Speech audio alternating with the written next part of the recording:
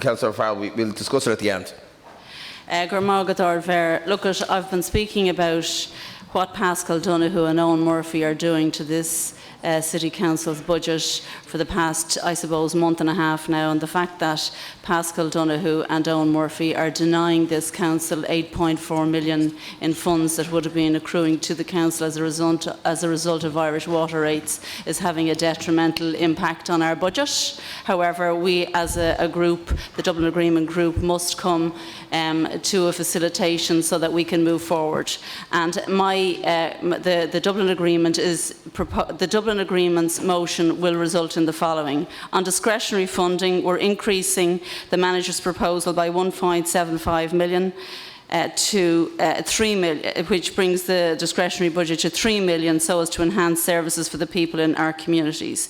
On the vacant property rate, we're reducing the rates refund to 25% to owners of vacant properties, so as to encourage use of vacant properties in the city. On local authority rents, we will not be increasing local authority rents. On arrears of our rents, we're making provision of €100,000 to increase collection of rental arrears in our city. On waste municipalisation, we're making provision in the budget to commence an investigation into the re-municipalisation of the collection of waste in our city. On the provision for cyclists, Lord Mayor, we're introducing a provision that 20% of all road maintenance budget will be dedicated to making the city streets safer for cyclists. We would like if we could provide more, certainly in the discretionary budget. However, as a result of the negative impact that Paschal Donoghue and Owen Murphy's decision to retain 8.4 million of that which would have accrued to the city in Irish water rates, we're not able to do better. On behalf of the Green Party, I call on Councillor Michael Pidgeon. Lord Mayor. First, I'd like to thank Cathy and her team and all the officials for their patience and also their work in bringing us together. I think we've managed to put together something quite progressive and worthwhile. We've avoided having to raise rates for people in social housing. We've limited the rates increase based on what it would have been if we were just making up the full government shortfall, and we balanced the budget. And this is also, as was referred to there, the first budget where we've designated funds in the revenue budget specifically for cycling improvements, which will be able to support smaller cycling improvements, not just the main greenways and big routes being developed under the capital budget. But again, I think the context for this budget is clear, and it's of broken promises. And it's Fine Gael in government have left our city with a large hole in the city's finances. When Irish Water was first set up, we were told it would be cost neutral. After that, we were assured, don't worry, we'll give you a grant to make up the difference. And neither of those assurances were true. Instead, Dublin was denied the 8.4 million it was promised. So the government, but never mind the promises, the government in this is asking us to deny reality. I've been to the Irish Water sites in question. They're large sites. It's very clear that they are worth substantially more than what the government is going to pay Dublin City Council as the rates collector. When this issue was raised in the media with Minister Owen Murphy, he was all too happy and unfortunately threw his Fine Gael colleagues under the bus, blaming their vote to lower the property tax for the entire city's financial woes. And in this letter today we've received from the Minister for Finance, we see again a denial of reality, where he says that we're losing money, yes, but that should not be and will not be the cause of any increased charges or decreased services. I do have to question whether the Minister for Finance understands what his job is about if he says you can lose money, not increase charges and not decrease services. That is not a serious or credible line that we could take in this. I think we need to do more in future budgets to push on, be more ambitious for the city, both in terms of what we demand from central government and the funds we raise ourselves. But I definitely think this is an amendment worth supporting. Thank you. Can I call on a spokesperson on behalf of the Independent Group? Councillor Kieran Perry. Before I respond, could I ask Cathy to please just clarify what's being proposed here? The proposal to reduce what was planned on the rents totals 2 million, according to this here. On the budget information document that we were given, it says that the increased rent to 17% would result in an 8 million increase. Can you explain, Cathy, what the difference between the 2 million and 8 million is? Because Councillor Perry, you have a full 2 minutes, so if you want to make a contribution... No, I don't, because that will be dependent on whether we can support this or not. So you've spoken for 1 minute and 30 seconds, so I'll pause your time. Allow Cathy to answer, if that's okay, because it's a clarification point. Lord Mayor, just to clarify, Councillor Perry, so during the Budget Consultative Group there were a number of issues discussed and quantified, one of them being if that multiplier went from 15 to 16%, from 16 to 17%. So the value in 2020 for it to move from 15 to 16% is 2 million from when it would be implemented. I think the figure you were looking for was in a full year if it was at 17% what the value would be, but we weren't looking at going there. So that was just throwing out another option. The group then decided the group was looking at the two options, and the manager's report elected to propose the motion or propose the idea of going from 15 to 16%. And in the half year produces 2 million, in the full year it would be 4 million. So what the amendment is saying in income on that issue is that it's taken away the 2 million increase in income because it's not applying the 15 to 16% change. But there's no increase in rents at all. I resume your minute and 30 seconds, Councillor Perry. As we had said previously, we couldn't support the budget that they increase rents, but now that it doesn't, we'll have to consider whether we will.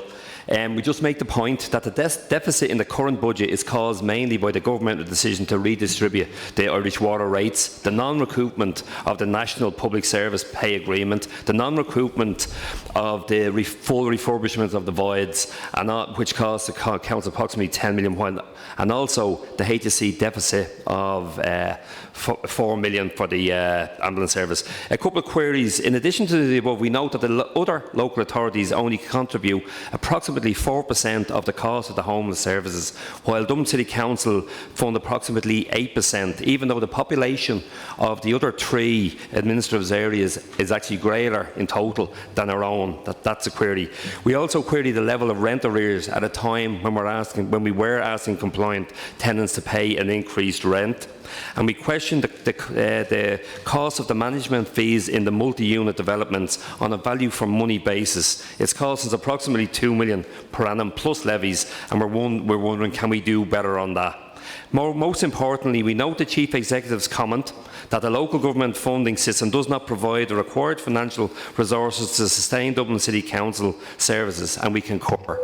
We believe increased exchequer funding is required to cover our current and future funding issues, and even the stopgap proposed tonight won't be sufficient. Thank you, Councillor Perry. On behalf of the Fine Gael Group. Thank you, Lord Mayor. The Fine Gael Group will not be supporting this Fianna Fáil-led budget this evening. I think it's really disappointing that for the first time in 20 years that Fianna Fáil have run Dublin City Council as the largest group, that they've attacked business straight away. I think it's really disappointing that you're proposing to double rates on businesses, that what the manager himself has said is achievable and ought to be imposed on businesses in this city.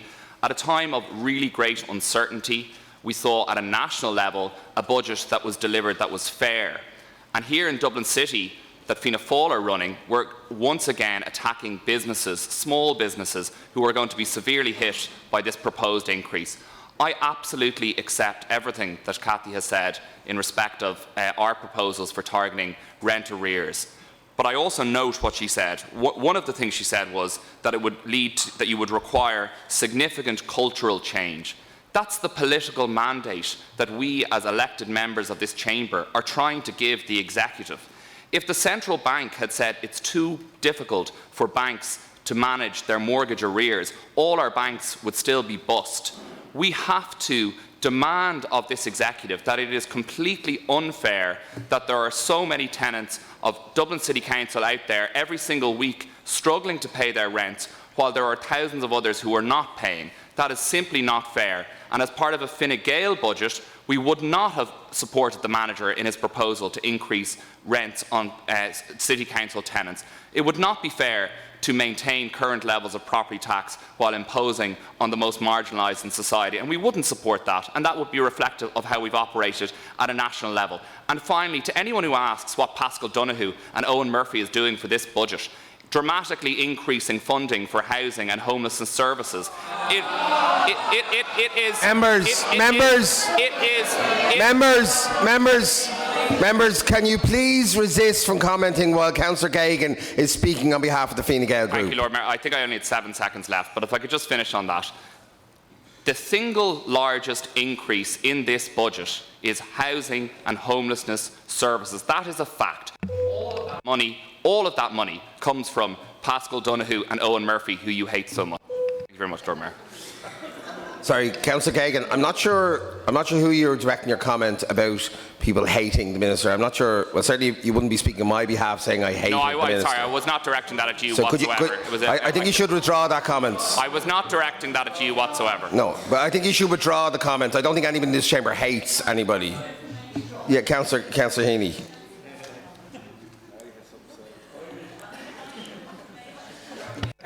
On a point of information, the two gentlemen that you mentioned, or that I mentioned, Minister Donohoe and Minister Murphy, were both colleagues of ours on this council, and certainly nobody in my party hates either of those gentlemen. I withdraw the word hate. I didn't mean it to say hate. Okay. On behalf of on a point of information, Lord Mayor, I wasn't let in before, and now Councillor Heaney is let in. I was waiting. It was relating specifically into the comments of Councillor Geoghegan, and we were asking him to withdraw them. Is it regarding the procedures of the meeting? Because that's what a point of information is. Or do you know the standing order which you wish to raise the point of information under? I want a clarification on the rateable valuation that we're talking. And there will be an opportunity for you to contribute after the group leaders have spoken on it. Councillor Dermot Lacey. Thanks, Lord Mayor, and can I too thank Cathy and her staff for their help in this. Can I also thank the leaders of the Fianna Fáil, Social Democrats and the Green groups for working together with us on this budget, and it's something that I'm very proud to stand over. But let's be clear, this is a budget that's been introduced despite the Minister for Housing, Planning and Local Government and the Minister for Finance, not because of them. We have to implement these measures because of their inactions over the last 12 months as ministers. And Dubliners, I hope, should note that. So that's a political comment, not a personal comment. It's a budget which, as Councillor Heaney said, deals with the area discretionary funds, doesn't increase rents, provides funding to collect rents into the future, significantly redirects funding in the direction of cycling infrastructure, and deals with the area of waste as requested by the study group working group established by this council. But you know, the members of Fine Gael in particular who oppose this budget should be very clear. Their record on local government, despite the rhetoric from Councillor Geoghegan, is appalling. They aren't delivering on housing, they aren't delivering on the voids, and they aren't delivering in relation to the funding of local government, because it's been a little bit glossed over in the last 2 weeks. This isn't just about the withholding of money in relation to Irish Water. The betrayal by Fine Gael in government to Dublin goes much stronger than that. The betrayal goes in relation to the theft of the local property tax from Dubliners. It goes in relation to the theft of commercial rates from Dubliners. It goes in relation to the removal of the funding from Irish Water. And above all, in terms of the impact, it deals with the refusal by this government to fund the refurbishment of the voids. Homeless people in this city are the victims of Fine Gael in government. This budget is a balanced attempt to deal with the politics and the finances of this city. I would wish that we had greater control over this budget, but we don't. And in the context of a budget in which the bureaucrats and the ineffective politicians in the Customs House dictate our agenda, I'm proud to stand over a budget that deals with these particular issues, deals with the issue of housing, deals with the issue of rent, deals with discretionary funding, deals with cycling and deals with waste. This is a budget that we are proud to stand over, and the Labour group will stand over tonight. Councillor Seamus McGrattan on behalf of the Sinn Féin group. Lord Mayor, on a point of order, please. Councillor Byrne, do you have a point of order? Yes, can you reference the standing order which you wish to raise a point of order under? Councillor Lacey just accused the government of a crime. he accused the government of theft. Can I ask him to please withdraw that remark? Councillor Byrne, Councillor Byrne. You must withdraw. Councillor Byrne, I'm going to ask you to desist, Councillor Byrne. You're out of order. Please desist. So an accusation of theft. Can the leader of the Sinn Féin group please contribute? Ridiculous. I'll detail figures anytime you want, Councillor Byrne. Anytime. Good order. I must say I'm a little disappointed. We left this chamber last week united in our defence of Dubliners and going to stand up to the government. We all walked out of the room, and because we get one poor letter back, it seems we've rolled over to the government again, and we're going to accept that we're going to take this cut. I think we shouldn't pass any budget again tonight. We should keep going and press the government more, because it is their responsibility. They did commit, and there was confusion earlier on. I asked the question last week. There was commitments given that they would come up with a grant when this issue of Irish Water came, and they haven't done it. They've reneged on that promise. So we should pursue them more, because I accept Dublin Agreement has tried to do it, and I might welcome some of the things they have in it, but I think we should still go further. We're changing what we said last week. We shouldn't roll over for this government. We should stand up to them again and make them put the proper service and the proper funding into this City Council. Just a couple of specific questions on the amendment, Cathy. I think if you analyse one amendment, I think the manager should be asked to do both, and just in fairness, I would welcome the reduction, the taking out of the increase in rents. Just if the overall rate goes up, does that affect the vacancy refund percentage? If the overall figure goes up, does the percentage of a refund, is that affected, and does that figure change then? So I think that figure, it mightn't be a huge change, but there may just be some which we have to analyse. The other thing is, during discussions in the last budget and during the budget consultative group this time, there was a strategy employed of bringing down the vacancy refund slowly, but a jump of 40% to 25%. Can the manager maybe just comment on that, because in our deliberations it said a further exercise will take place in 2020 comparing payment patterns. Are we sure we'll get that money? Are we sure that money is there? And because it is a significant part, so just if we can have a comment on that. The increase in the discretionary fund, does that cover the money from the working group about taking back the bins? Because I don't see specific reference to that, so maybe where exactly that's referenced. And just the last page, the final amendment, the 20%, at least 20% of the items listed will be for cycle infrastructure. While I welcome in the budget, the draft budget has money spent in a specific space. If we're changing it or putting 20%, are we reducing spend somewhere else? And that's not detailed in that. I fully welcome the 20% on cycling, but what are we taking the money away? If we spend the money somewhere, thank you, Councillor. Thank you. On behalf of the Social Democrats. Thank you, Ardver. I want to begin by thanking Cathy and her team. I found this process somewhat arduous, but also really intriguing. It's often said that we don't have much authority in local government in this city, but I suppose over the last probably a month and a half now, we've been in rooms every day, well, most days, every week certainly, going through every item of a budget, seeing how we can make the best of what is an incredibly bad situation, knowing that every single decision that we're taking is going to have an impact on a person's quality of life in this city. And it's been a very interesting process, and what we have before us now is the culmination of that. It's by no means perfect, but it is absolutely the best that we can achieve given the circumstances. I genuinely felt that in those rooms there was people, and in all the rooms, even in the rooms that we were in for the deliberation with all of the group leaders, people were genuinely standing up for Dubliners. You got that sense. There was people pulling on the cord and saying that we want to make the best decision for people. I feel we've been let down badly by the state. I think the people of Dublin, the citizens of Dublin, in particular the ratepayers, have been let back down badly. They're often patronised. We're often told that Dublin is the economic driver of a city. Yet when people in this city put their hands up and say, actually, we might need a bit of a hand here, Minister Paschal Donohoe and Owen Murphy abandoned them. This is their attempt to modify that. This is their attempt to stand up for Dublin. It's a budget that I'm proud to stand over. Thank you. On behalf of the People Before Profit Group. Thanks, Lord Mayor. Our decision on the budget hasn't hugely changed from the discussion that we've had last Monday. With all the proposals that have been provided, we're still sitting around the council chambers tonight, scrapping over crumbs.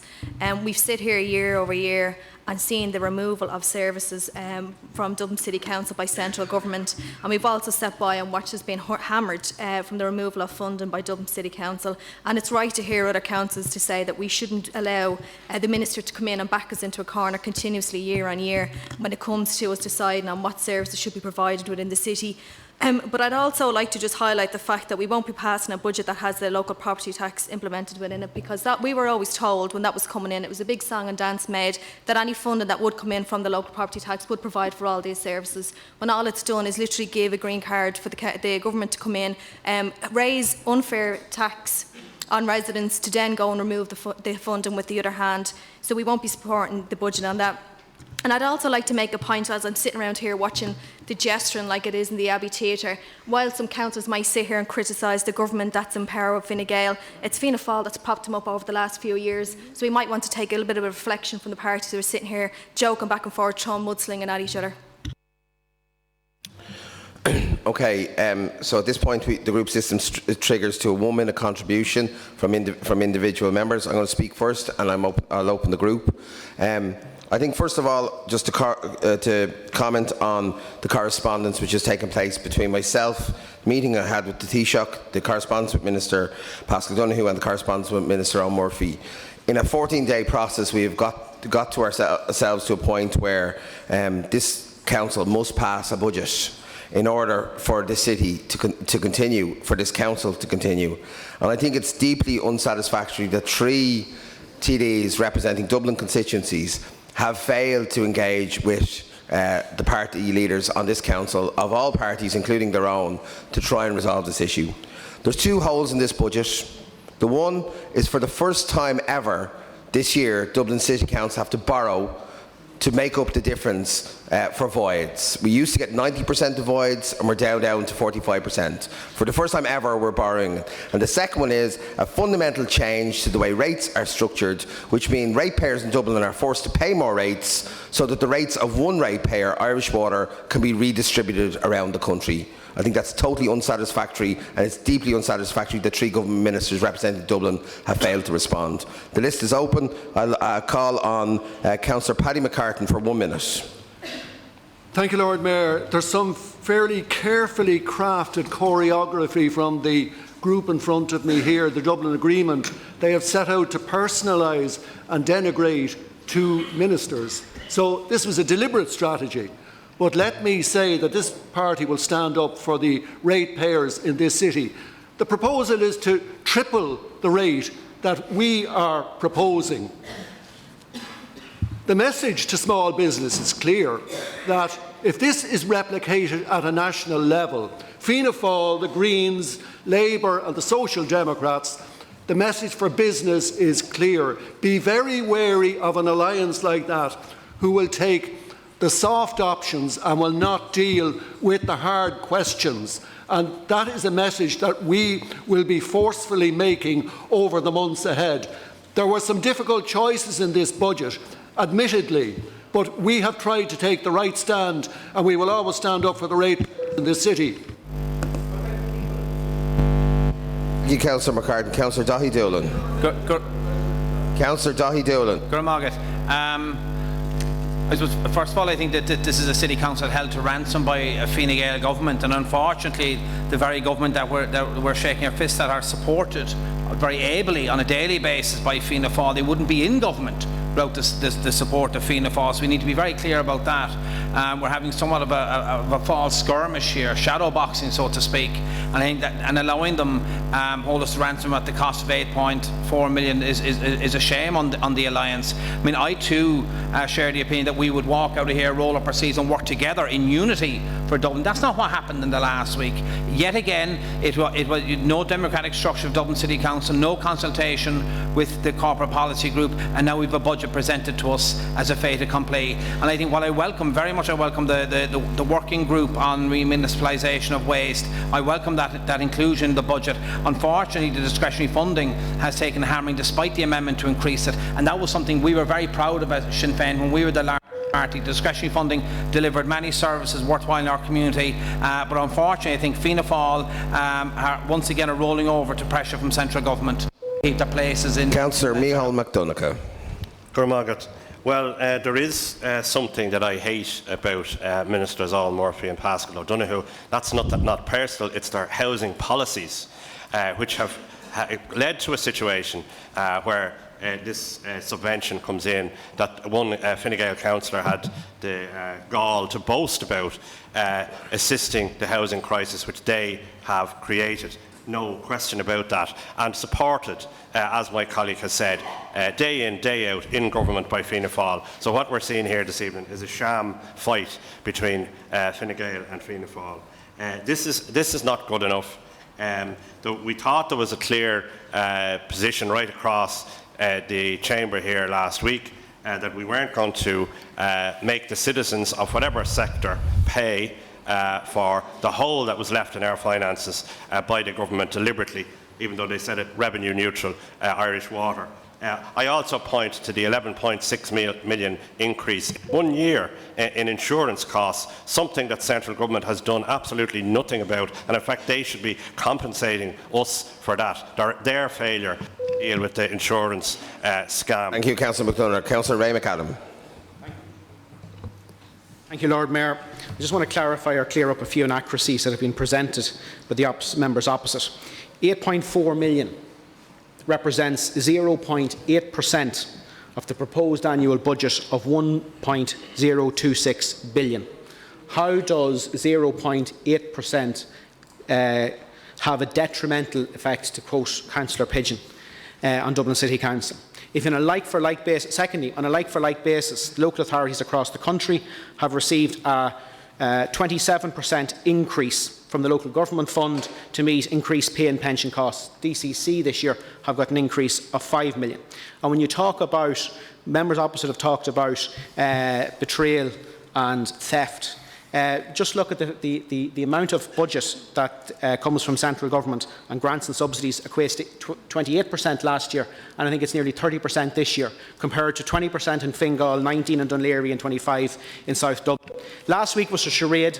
All it was, Lord Mayor, was for you and colleagues opposite to further your opportunities of general election candidates and to seek election to the Dáil. That's all it was. Councillor Papton. And one thing, Lord Mayor. Councillor McAdam, your time is up. Councillor Papton. My colleagues, Lord Mayor, are going to get Councillor McAdam, your time is up. Lord Mayor. Councillor Papton. Me and my colleagues. Councillor McAdam, are you going to refuse to give up the microphone? Because what you have the consequences done, of that are being asked to remove from the chamber. You colleagues in this chamber differently from every Councillor McAdam, you might respect your colleagues who are behind you in the system. Councillor McAdam, you might respect the people behind you in the list. Councillor Papton.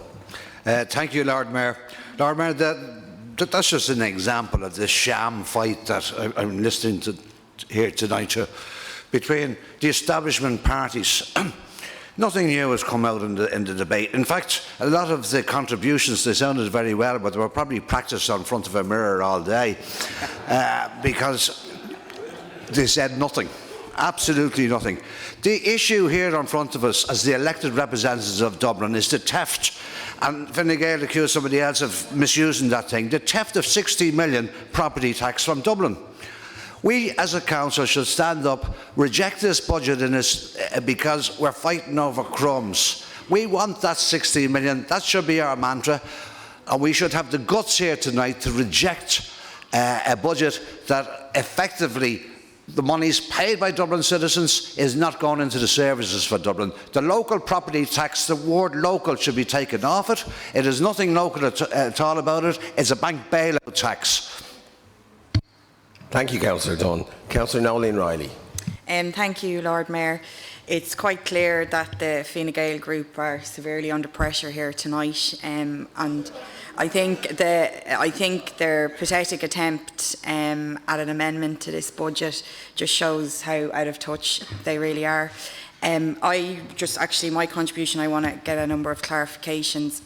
I have a letter here from the Office of the National Ambulance Service in relation to the HSE funding for the Dublin Fire Brigade.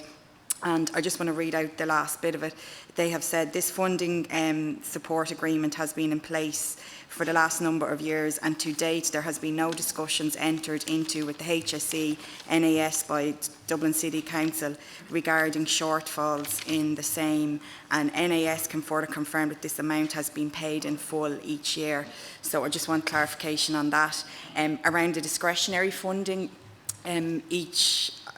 would that be split between each area committee equally, because there is some talk that maybe the Ballymun Finglas area might lose out. Thanks. Thank you, Councillor Riley. Councillor Donna Cooney.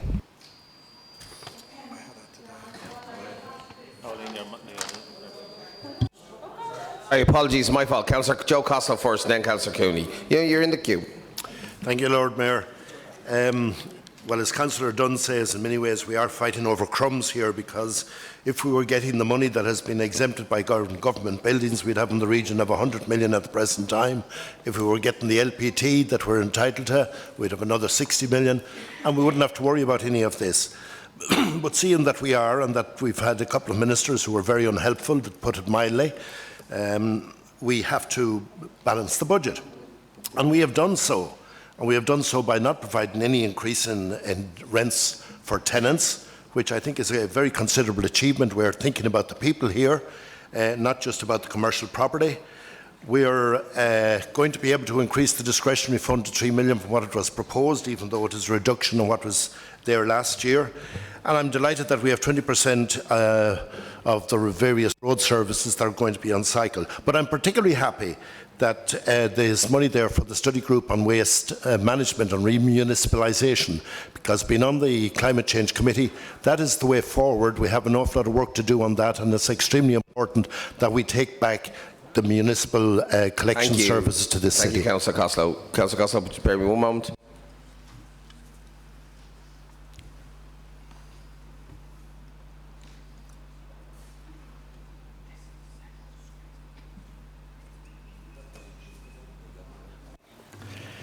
So in error, I called Councillor Cooney, and then Councillor Cooney pressed the button which forced her to the bottom. So Councillor Cooney, I apologise, but you will be called in the list if that's okay.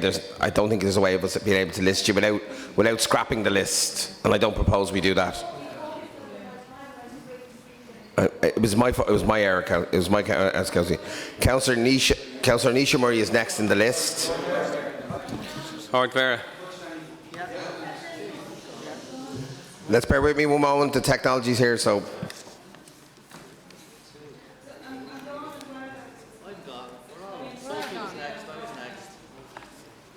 Howard Vera, are you calling me, or are we? No.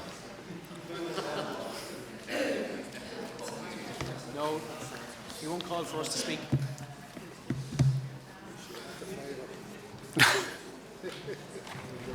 I'm faced with the unenviable position that 3 members have been moved from the list. And in order to resolve their place in the list, I will have to remove every other person on the list, okay? It's almost as unenviable as passing this budget. So can I ask the discretion of the 3 members? It's a technology issue here.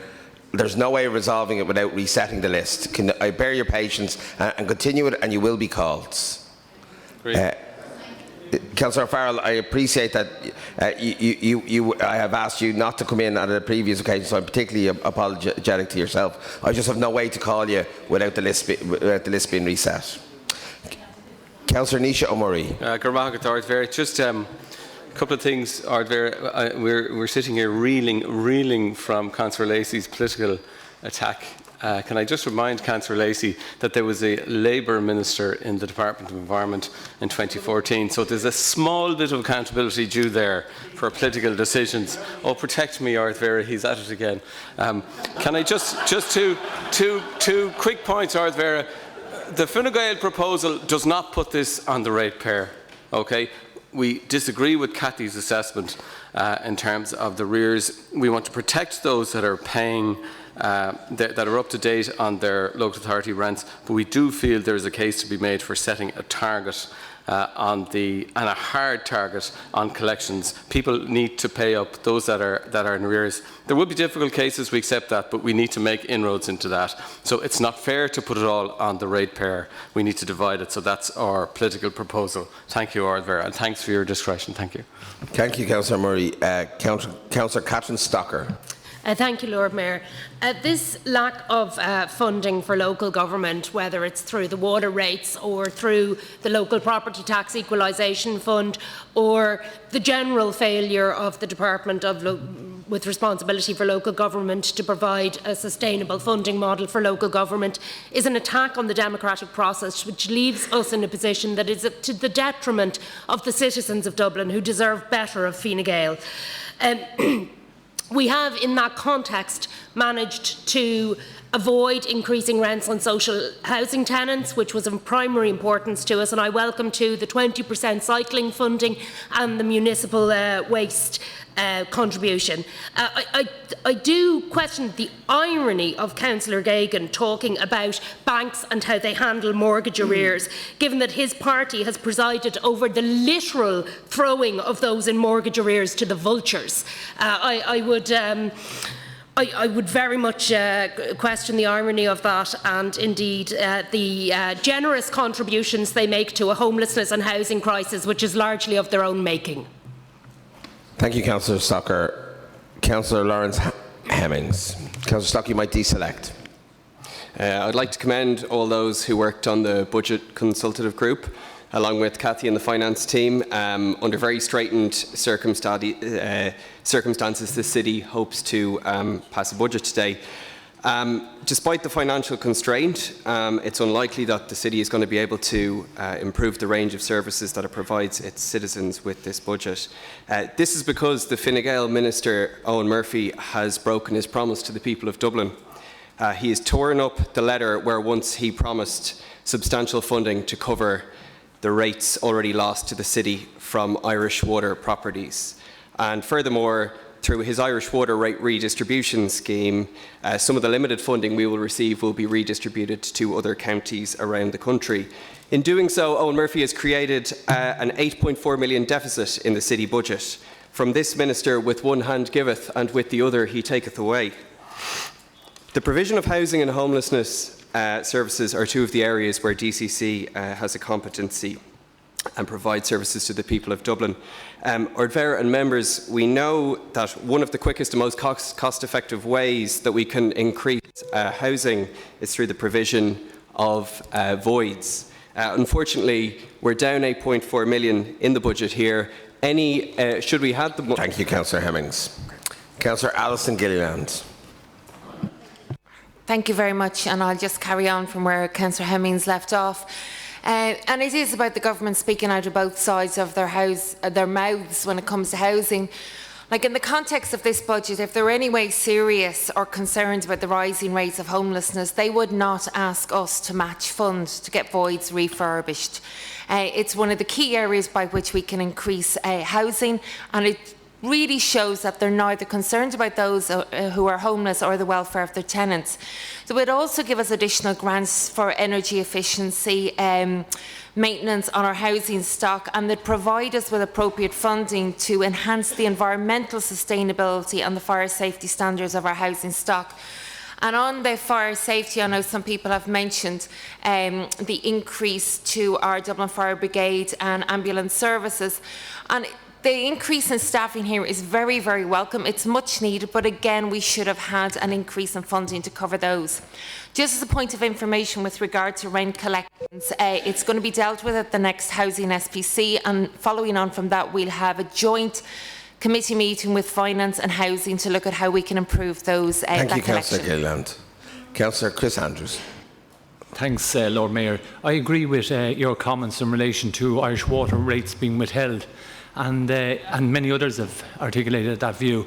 It does make it harder to understand how and why the controlling group has effectively rolled over and had their tummy tickled by Paschal. Thanks, Lord Mayor.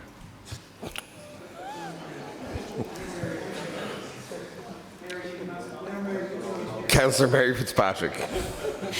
Thank you, Lord Mayor, and thank you, Cathy and Fintan and all the staff in the Finance Department for the enormous work and support that you have given us as councillors to try and achieve a balanced budget for the city.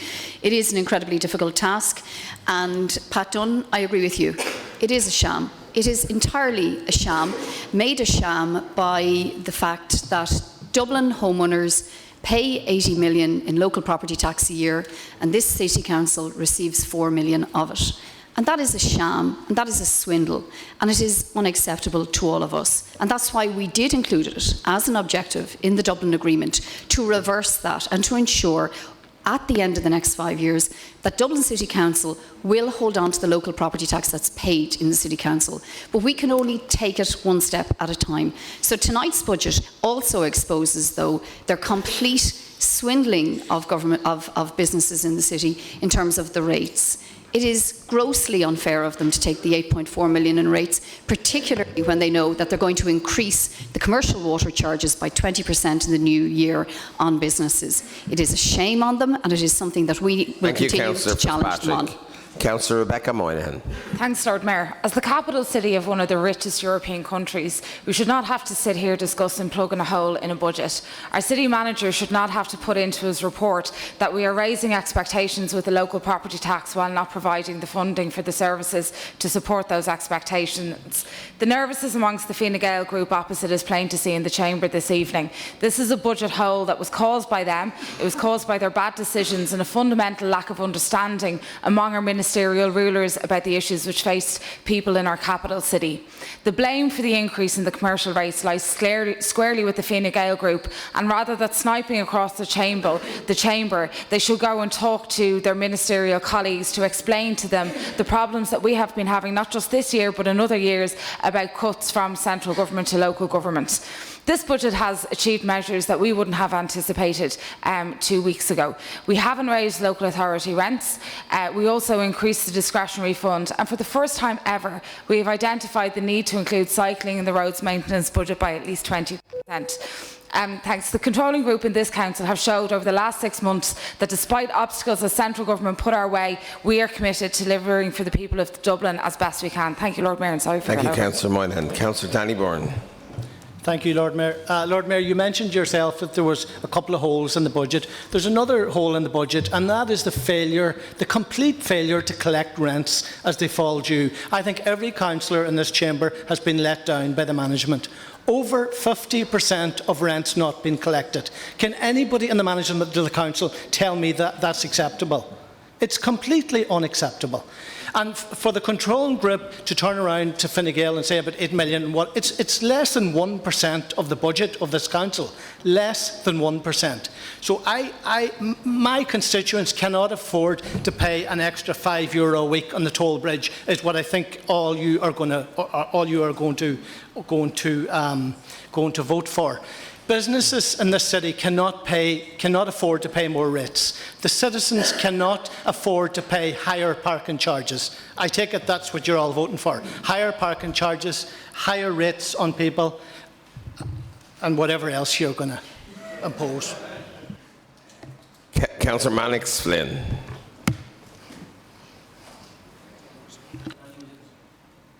Thank you very much, Ardvera, and thank you very much, fellow councillors, for your contributions. I have 10 years of tapes going back on the last budgets, and I'll send them to you during the week of exactly what was actually said at those meetings. It's kind of really familiar. Basically, what we're looking at here, I will send them to you. And what we're looking at here is what really is more or less a bankrupt city council. Has been like that for quite some time. We're just hanging on with our bare fingernails at this stage of the game, and it goes back a long time. And there's a lot of people in this council chambers and a lot of parties who should take the responsibility for that, including the whole issue around homelessness, which I believe was triggered by Joan Burton when she took the cap off of subsidies for rents. That's when it really started. That's on the record, when people then couldn't afford and they were thrown out of their gas because Joan decided, along with the Fine Gael party, that we cut this, that these people should be working, and bang, that happened. I think you're robbing Peter to pay Paul here. You're talking about increasing rents, and then that would bring adverse poverty. You're also here talking about increasing rates. That's going to bring adverse poverty to the many small business holders who already pay a rate, and some of them pay a double rate to the bid. If Dublin City Council could absorb the bid into their budgets, then they'd get €4 million extra. So it's time to absorb the bid and ask the Minister to do that. But as I say, this council will not be closed down. We will be voting this budget in, even though it's appalling. Thank you. Thank you, Councillor Flynn. Councillor Dr. Roche. Thank you very much, Lord Mayor. Lord Mayor, it actually disgusts me the disdain in which elected representatives of this city are treated by national government. It's horrible, the fact that our property tax is sent around the country and our citizens who are hard-pressed to pay it don't actually see anything out of it. But also, the scenes coming from the Fine Gael benches this evening are absolutely They're crazy. Like, their scenes reminiscent of comical Ali in Iraq as the Americans were bearing down on Baghdad, some of the stuff that they're coming out of.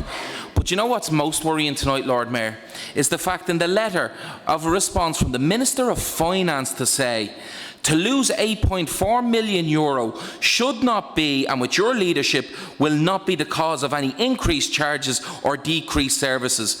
This is the person in charge of the finances of the state. To come out with a statement like that, it's disgraceful.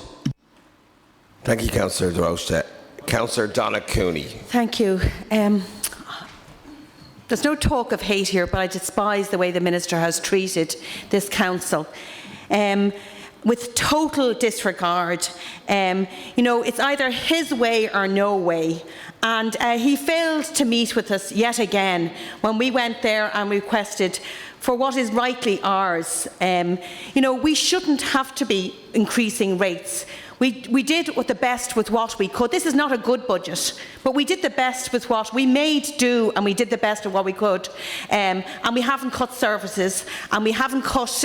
We haven't let the most, you know, people that are our tenants who are the worst off in here to have to take the bans. But we shouldn't have to put it on rates on small businesses either, you know. But that is the fault of Fine Gael, and it lies solely in the fault of Fine Gael. And they would like, I have to vote for this budget because they would love, Eoin Murphy would love if we just disappeared and he could take over control. But we're not going to allow that to happen. So we have to vote in. But we also have to look at reviews. We've got voids. The Dublin City Council managed to refurbish 871 voids. But the government put a gap of 200 in it. Well, there's a hole in our bucket. But he says, go and fix it with some straw. But it's a disgrace. Thank you very much. Councillor Tara Deasy. Sorry, Councillor Cooney, if you could deselect.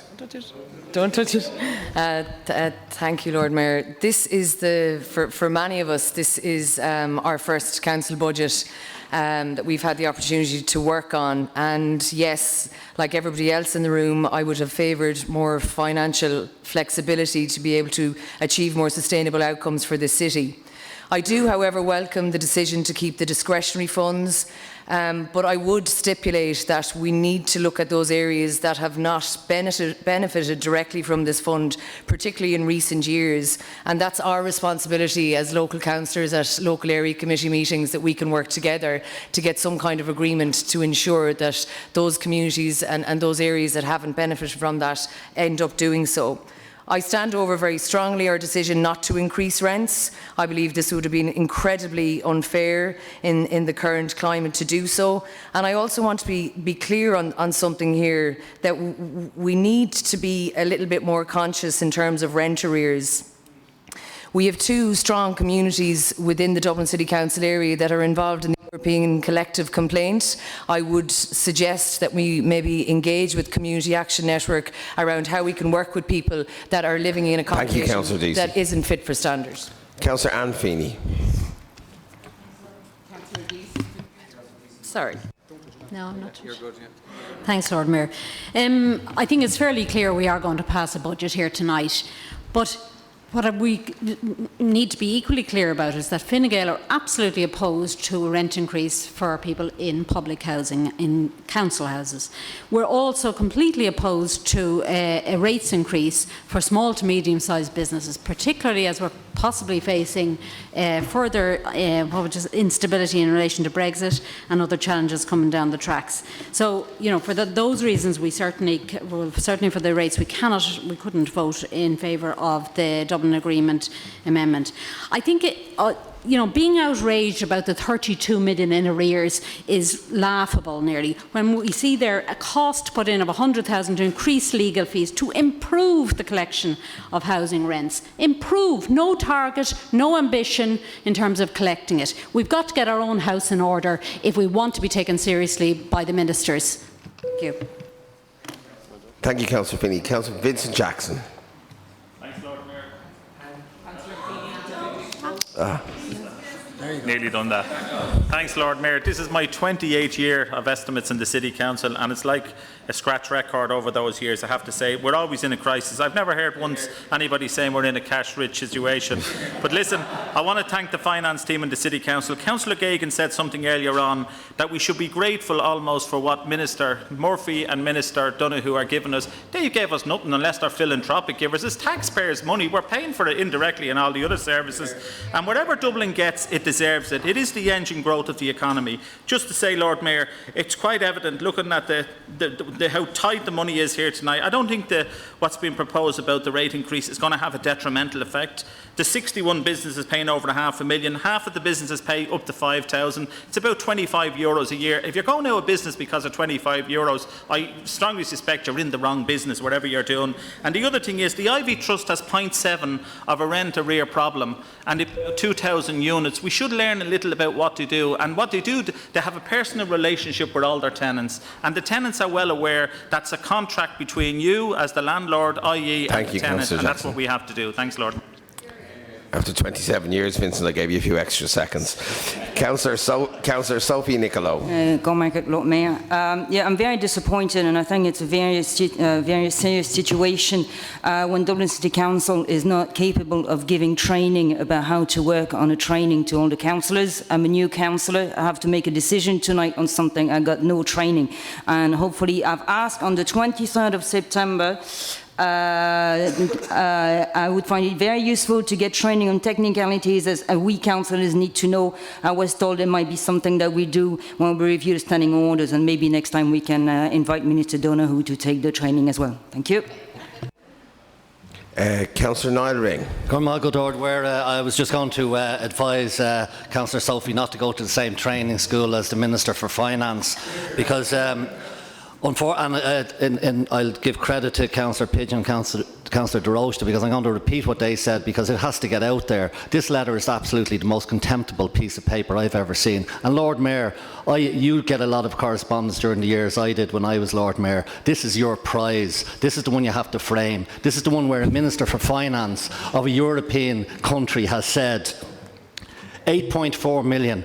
You lose that, you won't have to decrease services, you won't have to increase charges. What sort of economics, what sort of accountancy is that? And that is the most contemptible thing I've seen. The other thing I'll just mention, the triumvirate of Varadkar, Murphy and Donoghue, all Dublin-based ministers, are treating Dublin with contempt. I'm a Dubliner. There's metrophobia going on, and it's nothing to do with poetry. There's metrophobia going on in Dáil Éireann, and we just have to stand up and let Dublin be counted. We're the biggest city, we're the economic powerhouse, over 50% of GDP, and let's say Dublin is best, and we need to stand up, and those three men need to stand up for Dublin. Gormagot. Councillor Kevin Donoghue. Councillor Ring, you might deselect. Thanks very much. Councillor Kevin Donoghue. Just to say thanks very much to Cathy and the team for their work on this. There are a few things that I would like to welcome, in particular waste funding management research, which will allow us to have a fully informed move towards a waste service that benefits workers, users and the environment. At the adjustment around cycling funding, I'd further welcome that the rents won't be increased as a result of this budget, and the 100k for sanitary provision in the city. I think if we are going to increase tolls, we'll need to have programmes in place to address local traffic fallout, and we need to ensure that the allocation to the local communities is increased in line with that. I would just like to make one point. The real figure we should be looking at in terms of local government funding is that the spend on local government in Ireland is the lowest in Europe.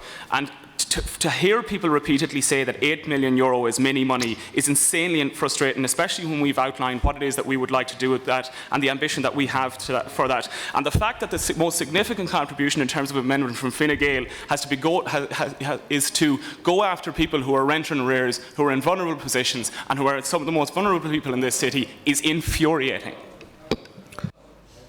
Thank you, Councillor. Councillor Damien O'Farrell. Yeah, first of all, could I just be obliged to just get that clarification before my time starts? Yes, Councillor Farrell. Just on the rateable, the rates, just in ordinary man's language, what the manager is talking about is increasing the rate from 0.261 to 0.265. Okay, and then I think the Dublin Alliance then are talking about increasing that then from that managers to 0.265. to 0.268. So that's an increase. If we go for that amendment, that's an increase of 0.261 to 0.268. What's that mean? Is that 5%? 3%. So we're increasing rate, and I just feel instead of rejecting this. So, Councillor Farrell, can I start your time now? Yeah, you can, yeah. Like instead of rejecting this, instead of rejecting this budget, like we're coming. We've a lot of sympathy. Everyone in the room, we've all sympathy for the ratepayers, and we sound the very sympathy on Dublin, and they're our bread and butter, and we've all. But then we're standing on their heads and kicking them like they're competing against out-town shopping centres outside the city. There's vacancies on our vacant premises in our city at the moment. They're having employment difficulties because they can't get staff because of the high rates. Their insurance costs have gone skyrocket, particularly this year. Their insurance costs have gone up. The challenges that they have to meet against the online sector. And I just see we should be rejecting this budget. And instead, I suppose, of rejecting this budget, we seem to be putting pressure on the government, because they're the people that should be giving us the money. But instead of putting pressure on them, we seem to be using our commercial ratepayers as like a kicking ball. We seem to be trying to embarrass them, using them to embarrass the government. And I just don't think that's good enough. And I think it's just appalling what we're doing here tonight. And I won't be voting for the budget. And thanks. And I want to thank you for the efforts that you put into it, Cathy and your team. Thank you. Thank you, Councillor Farrell. Councillor Deirdre Conroy. Thank you, Lord Mayor, and thank you to the managers and officers and group leaders who've put so much time into the budget meetings. I fully agree with Councillor Dunn on requesting the return of our local property tax of 16 million per year, which is given away for equalisation to other local authorities. I say we have given away enough. Many residents that I know in Dublin have moved from rural Ireland to live and work here. We need that full LPT to increase our resources, to improve the waste management throughout the city, a particular issue in my Crumlin area, and we need it for other relevant public services. In regard to the increased charges in the budget, I've also sought explanation on the increase of the Eastlink toll charges, which is an essential route from south side to north side to the airport, etc. A return journey through the port tunnel will increase from €8.80 to basically €10. I understand that these increases are due to the government withdrawal of the 8.4 million Irish water rates. That's what I have been advised, that's what I understand. The Eastlink is essential for avoiding even worse city traffic congestion. Thank you, Councillor. Councillor Anthony Conaghan. I'd just like to thank Cathy and the team for all the work they do in putting the budget together, and all the group leaders, the corporate policy group, because I know it is an arduous task. And fair play to the Dublin Agreement there for trying to balance the budget, but it shouldn't be needed. You know, we should have the funding there. We should be funded properly, as everyone has said. I have a query, Cathy, just if you could ask. It's just about insurance. I was under the impression that a few years ago when we switched from insuring ourselves to changing the IPB, that it was going to save us money. When it's costing us an absolute fortune by all accounts. If you could answer that in time. But in relation to the circus here between Fianna Fáil and Fine Gael, it's absolutely a joke. And I'd say people looking in here are tearing their hairs out that, look, I can't get my head around it. I'm just wondering, did Fianna Fáil at any stage raise this in Leinster House in their confidence and supply agreement with Fine Gael? No, I didn't think so, right? They didn't raise it in the Dáil. They could have. You are keeping Fine Gael in power there. You are whinging about the two ministers, and if there was a motion of no confidence put down, you would support them or abstain. So, I mean, shit are going. Thank you, Councillor Conaghan. Our final speaker, Councillor Janet Horner. Thanks very much. So, yeah, just again to echo, as others have, thanks for the work that's been put into it, and just the sentiments of I would agree very strongly with the sentiments of many other colleagues have expressed here about the role of central government in creating a massive deficit in the budget and where the responsibility lies for rectifying that. Just another thing that I think would be really good to see in the future, so just a few things are around the poverty proofing of budgets. There is a public sector duty in place that says that all public bodies human rights and equality has to be central to their work. What we're passing here is a budget that hasn't been audited and hasn't been proved to see what the impact on equality and human rights in the city is going to be. And I do think that is something that we should try to make part of our processes going forward. And I think that, again, where that we're falling short of that, it is an onus that is on central government to meet that, but we need to be able to come to them with an audited budget to be able to demonstrate where the deficit is. So I'll leave it there. Thanks. Thank you, Councillor. That concludes. Okay, I have 2 points of information. I'm anxious to hear the answers from Cathy, of course, as well. Councillor Heaney. Could we just ask the Chief Executive if he got a reply from either Pascal Donoghue or Owen Murphy in relation to his request not to retain the 8.4 million accruing that would accrue from Irish water rates? Okay. Councillor Murray. Just to clarify, just something Councillor O'Farrell asked there. So, Cathy, your report highlights an annual rate of valuation of 1.5%. And an increase from 0.261 to 0.265, which is 0.04. And then we're going from 0.265 to 0.268, yet we're saying that's 3%. So I'm going to just Councillor Flynn for the final point of information. Thank you very much. Just I asked that earlier, someone earlier on, if we approve the increase of the 3% overall on the rates, in terms of the bid, the Business Improvement District, with their rates, does that then double their rates? So they'll be paying the normal rate with the 3% on top, and then they'll be paying the extra rates to the bid. So their rates will be trebled. Yeah, because their rates will go up again on top of that. Again, this is what needs to be known in this council chamber, that there's a group of people within the bid, like hundreds of businesses. You put your question, Councillor Flynn, and I want that clarified. Thank you. Let Cathy raise those points. Lord Mayor, thanks very much. So I'll just go back on some of the questions that were raised. So there's some questions, there's not a lot, so if I've skipped it because I don't believe there was a question. In terms of Councillor Perry, you asked about the homeless funding, and it's not based on population. It was revised a couple of years ago and the other Dublins paid a little bit more, but it doesn't reflect population. In terms of Councillor McGrattan, you were asking if the rates went up, would that impact on the vacancy refund? It's very small, it'll be 7,500 for every 1%, so it's not much in it.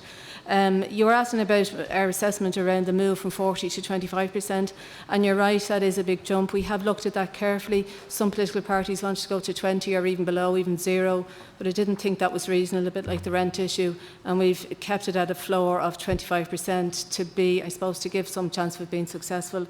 In terms of the 75,000 for the re-municipalisation of waste, that's provided already within the waste budget, and that's agreed. It's not clear whether it's that value. We'll have to see what that value is.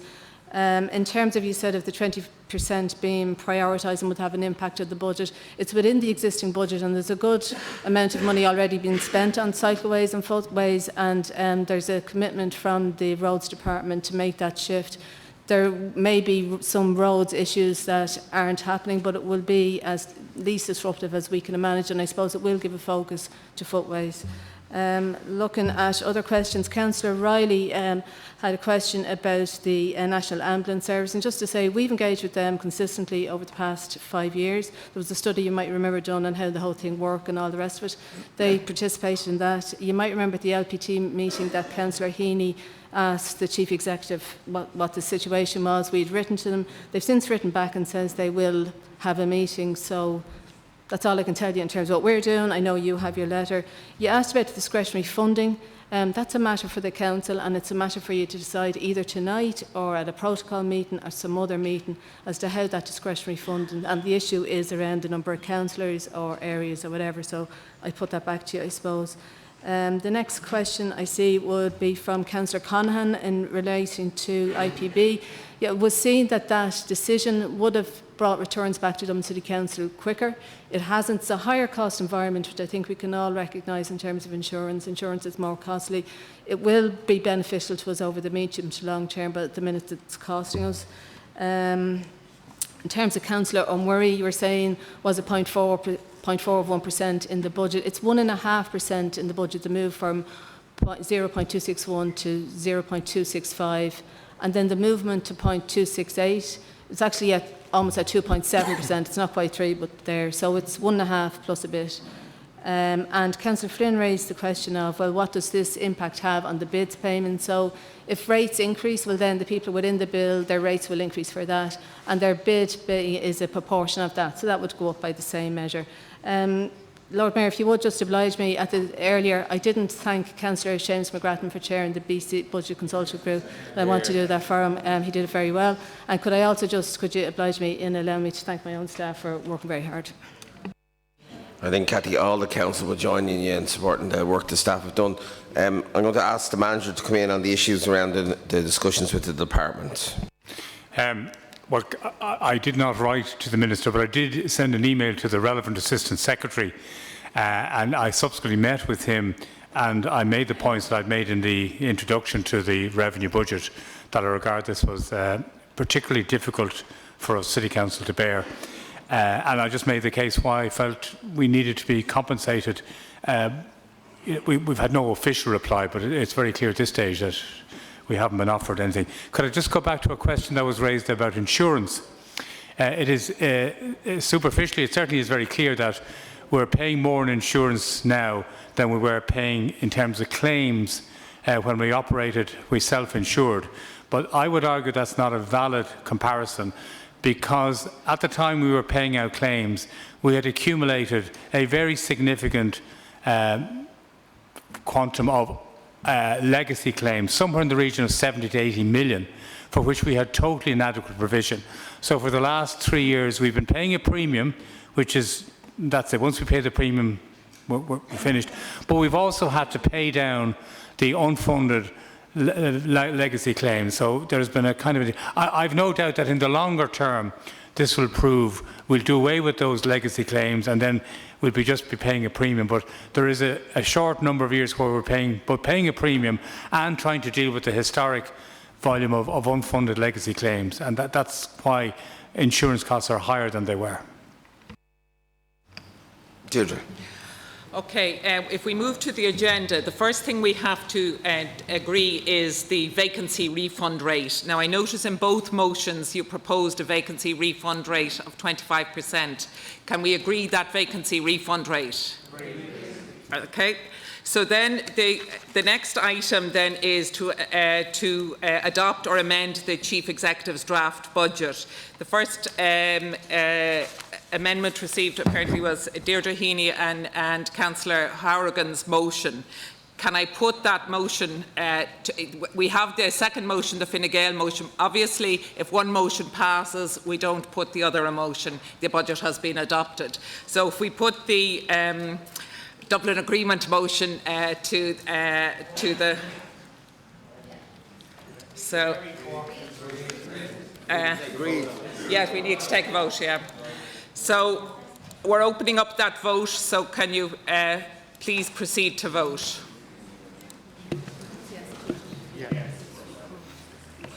Oh,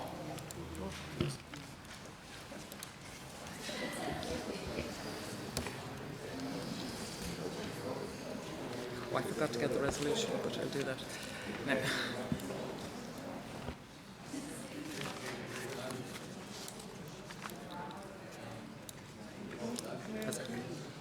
Yeah. Okay. Stop. Yeah, please. I'm stopping the voting now.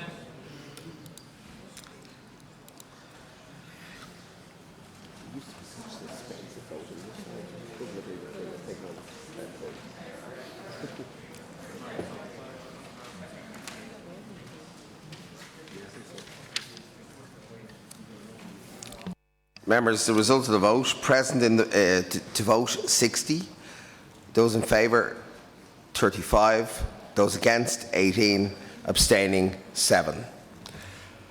Deirdre. So now we go ahead to the resolutions. I'm going to just ask you, you've determined the vacancy refund rate. Can I have a proposer and a second for the following resolution?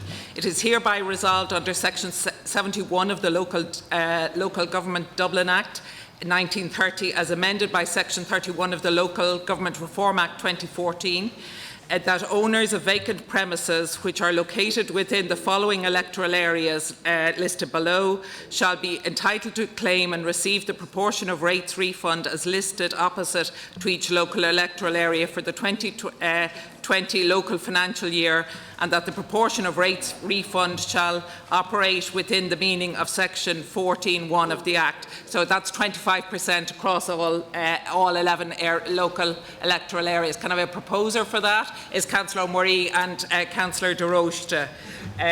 We'll just get you. We'll just get you to. Sorry, was Councillor McCadden? Was it? I didn't recognise the arm. But. So then we go on to item 2, just if you got them to sign it, is by resolution to adopt such draft budget either with amendment. So I'll just read you out the resolution on that. That Dublin City Council hereby adopts the budget for the local financial year ending year ending 31st of December 2020 as set forth in Table A and B hereunder as amended appropriately. Can I have a proposer for that? Councillor De Roche and Councillor O'Connor. Is that agreed? Vote. Okay. It's item 2, budget as amended.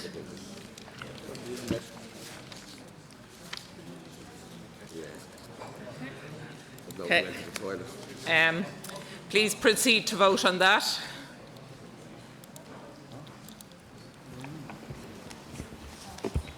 this is 25%, yeah? Yeah. Oh, and they have to sign it,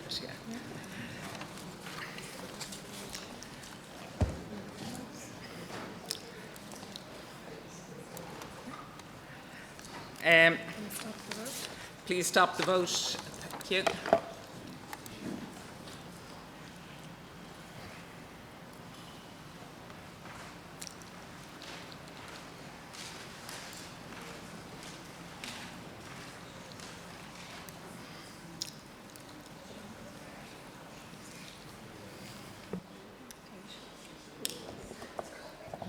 Those present, 60. Those in favour, 35. Those against, 25, with 0 abstentions. The vote is carried.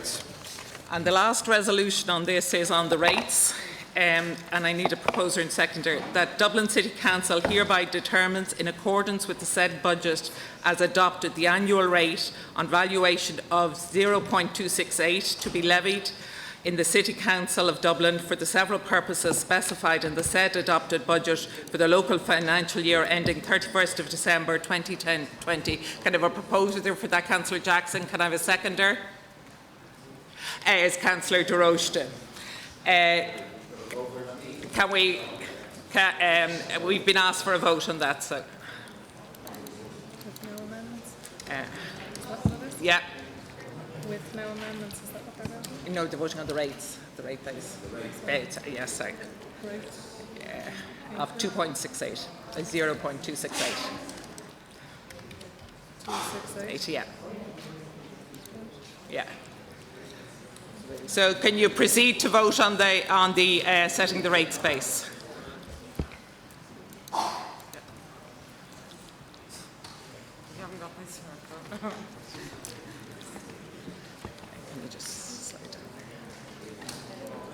Okay, can we stop the vote, please?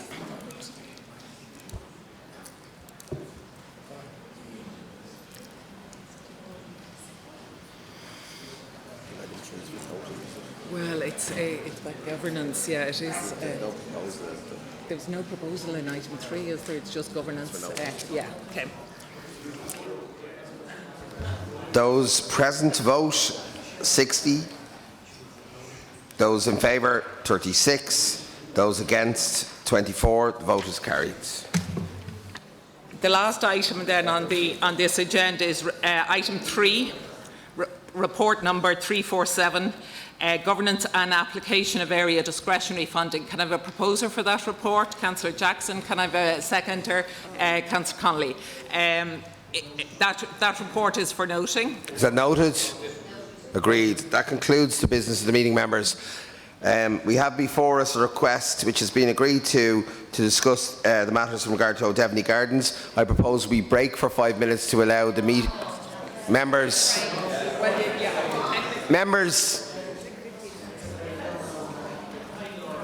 Members, I propose we break for 5 minutes to allow the officials reset the meeting system, as I've discussed with them, and we'll reconvene at 8:05.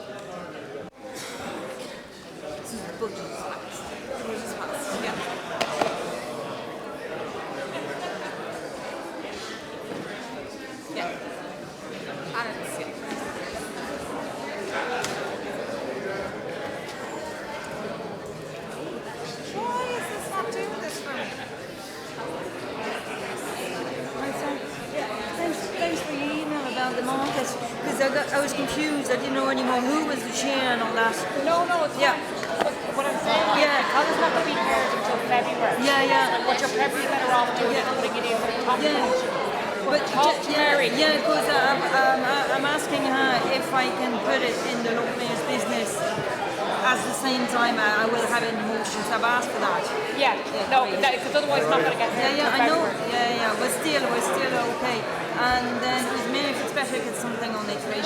She's got a very similar motion to yourself, so what I'm saying is maybe if you link in with her, you might be able to get the motion amended or seconded and it might get heard earlier. Okay. Right, thank you.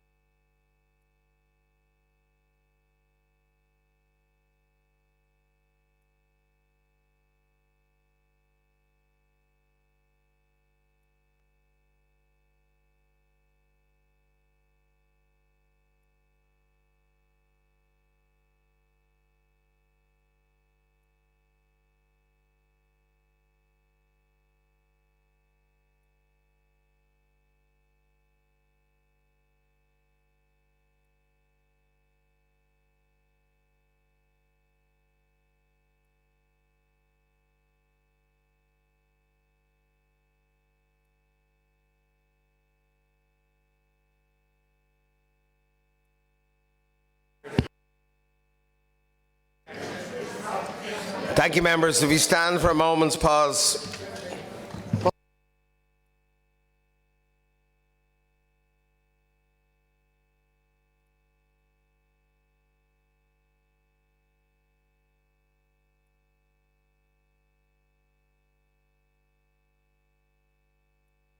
Thank you, members.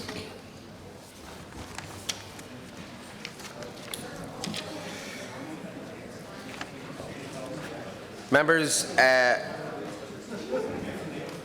is allowed under the Local Government Act, I received a request from a number of members seeking a meeting. The request was signed by Councillors McDonagh, Councillors Boylan, Councillors McGrattan, Councillors Doolan, Councillors Dunn, Councillor Connaughton, Councillor O'Toole, Councillor Chris Andrews and Councillor Creanly Dálig. Now I note, members, that the request is to meet to discuss urgent matters regarding O'Devany Gardens. There is no motion before us in the meeting, so the opportunity before us is to discuss the matter of O'Devany Gardens. I understand from Deirdre O'Reilly that it is not open for us to consider a motion at this meeting. It's not in order to do so. The original request could have included a motion, but didn't at that time, and it's not permitted for us to discuss a motion. I have received one motion in the name of the Sinn Féin group, signed by Councillor Daithí Doolan, and Deirdre, I might ask you to contribute to come in on that motion. Subsequent to the Sinn Féin group submitting this requisition for a special meeting, they put in what would in effect be the motion to rescind the Section 183. Now, for a newer council, a motion to rescind Section 30 of Standing Orders is where the council opts to change its mind on a decision that has been made within the last 6 months. But it's very clear that Section 30 cannot be suspended by standing orders. So you can't opt to take a rescind without it appearing on a paper. And in Section like in Section 93, it says any standing order other than Standing Order 30 may at any time, by consent of not less than 3/4 of the members present at a meeting of the Council, be suspended. So we in our own standing orders, we're not allowed to suspend standing orders to take a rescind motion. So that's the reason. Now, so we have received an alternate motion signed by more than 12 people for a recent motion for the December meeting, which I suppose when we consider whether it's in order, but that will be added to the agenda for the December meeting. But I'm just saying it is not open to this meeting tonight to vote on a recent motion. And Deirdre, can you clarify the motion which has been submitted for the December meeting, is that added to the list of existing motions? It has to appear on the notice paper as a report to be taken on the notice paper. So it's not like other motions which may fall to the back of the queue, because it's signed by at least 12 members. Obviously, making a decision to change your mind is a very serious matter. So it just has to be very open and transparent, appear on notice papers so that people can see what is proposed. Okay. Given that the meeting was called by the Sinn Féin group and you have a motion before us in which Deirdre has given information, Councillor Doolan, can I ask you to respond to that? Thank you very much. I appreciate people taking time to attend this special meeting. Sorry, Councillor, just to clarify, I'm not starting the substantive debate. It's just absolutely specifically in relation to just bear with me. I was contacting Deirdre on Friday. I appreciate she went away, got legal advice. I respect that legal advice 100% wholeheartedly, and that's why I was happy to sign the official rescind motion for the December meeting. So we want to proceed with the special meeting and have the discussion, have the debate about the motion that is in front of us tonight that was circulated already. I'm happy to do so. So, Councillor Doolan, can I ask a question then? Given that you've submitted a motion which will be debated again at the December meeting, are you proposing to continue and have a meeting on O'Devany Gardens tonight, and also then to have an additional debate and in December as well? Yeah, I believe it's important that we do fulfil our duty here this evening. Having a request to me, I think we should have that discussion.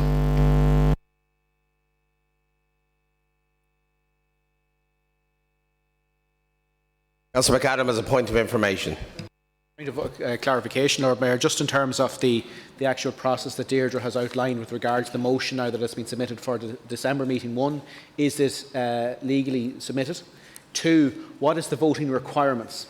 So is it a case of that it is a simple majority of those present, or is it a majority of the full council, or is it a super majority required? It'd be grateful to have that information. The majority required, and this would be for all motions to rescind, is more than half of the council, so that's 32.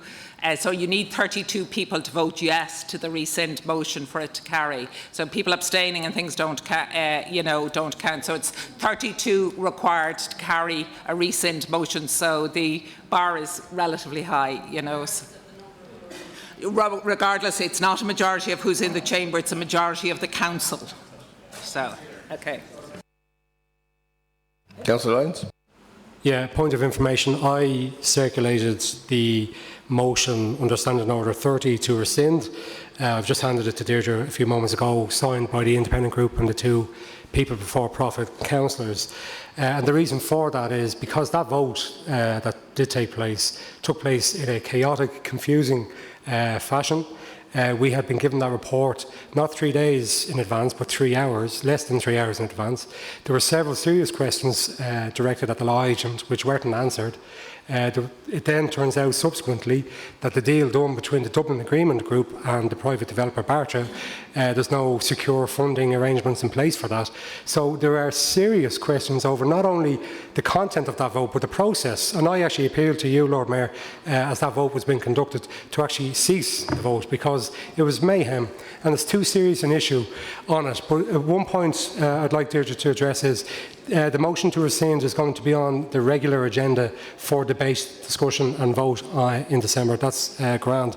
Secondly, this is a technical point, but if you actually look back at that vote on the 4th of November, you as Chair introduced it as report 337, item agenda number 11, which is Brendan Kenny's report on O'Devny Gardens. We never actually voted on item 12, report 332, the disposal of the title deeds of the land. We never actually voted on that particular disposal of land, so it actually hasn't taken place. So if you could address that issue, I'd be much obliged. Councillor Lyons, I'm going to stick to the point just of the meeting for the moment. I obviously don't have the transcript of the meeting in front of me. I'm happy to review it and to come back to you at that. Can I just clarify, the proposal from the Sinn Féin group is that we proceed with a debate on O'Devny Gardens and that there will be an additional debate. And can I ask you, is that proposed by both the independent group now and the Sinn Féin group? It's a roll call.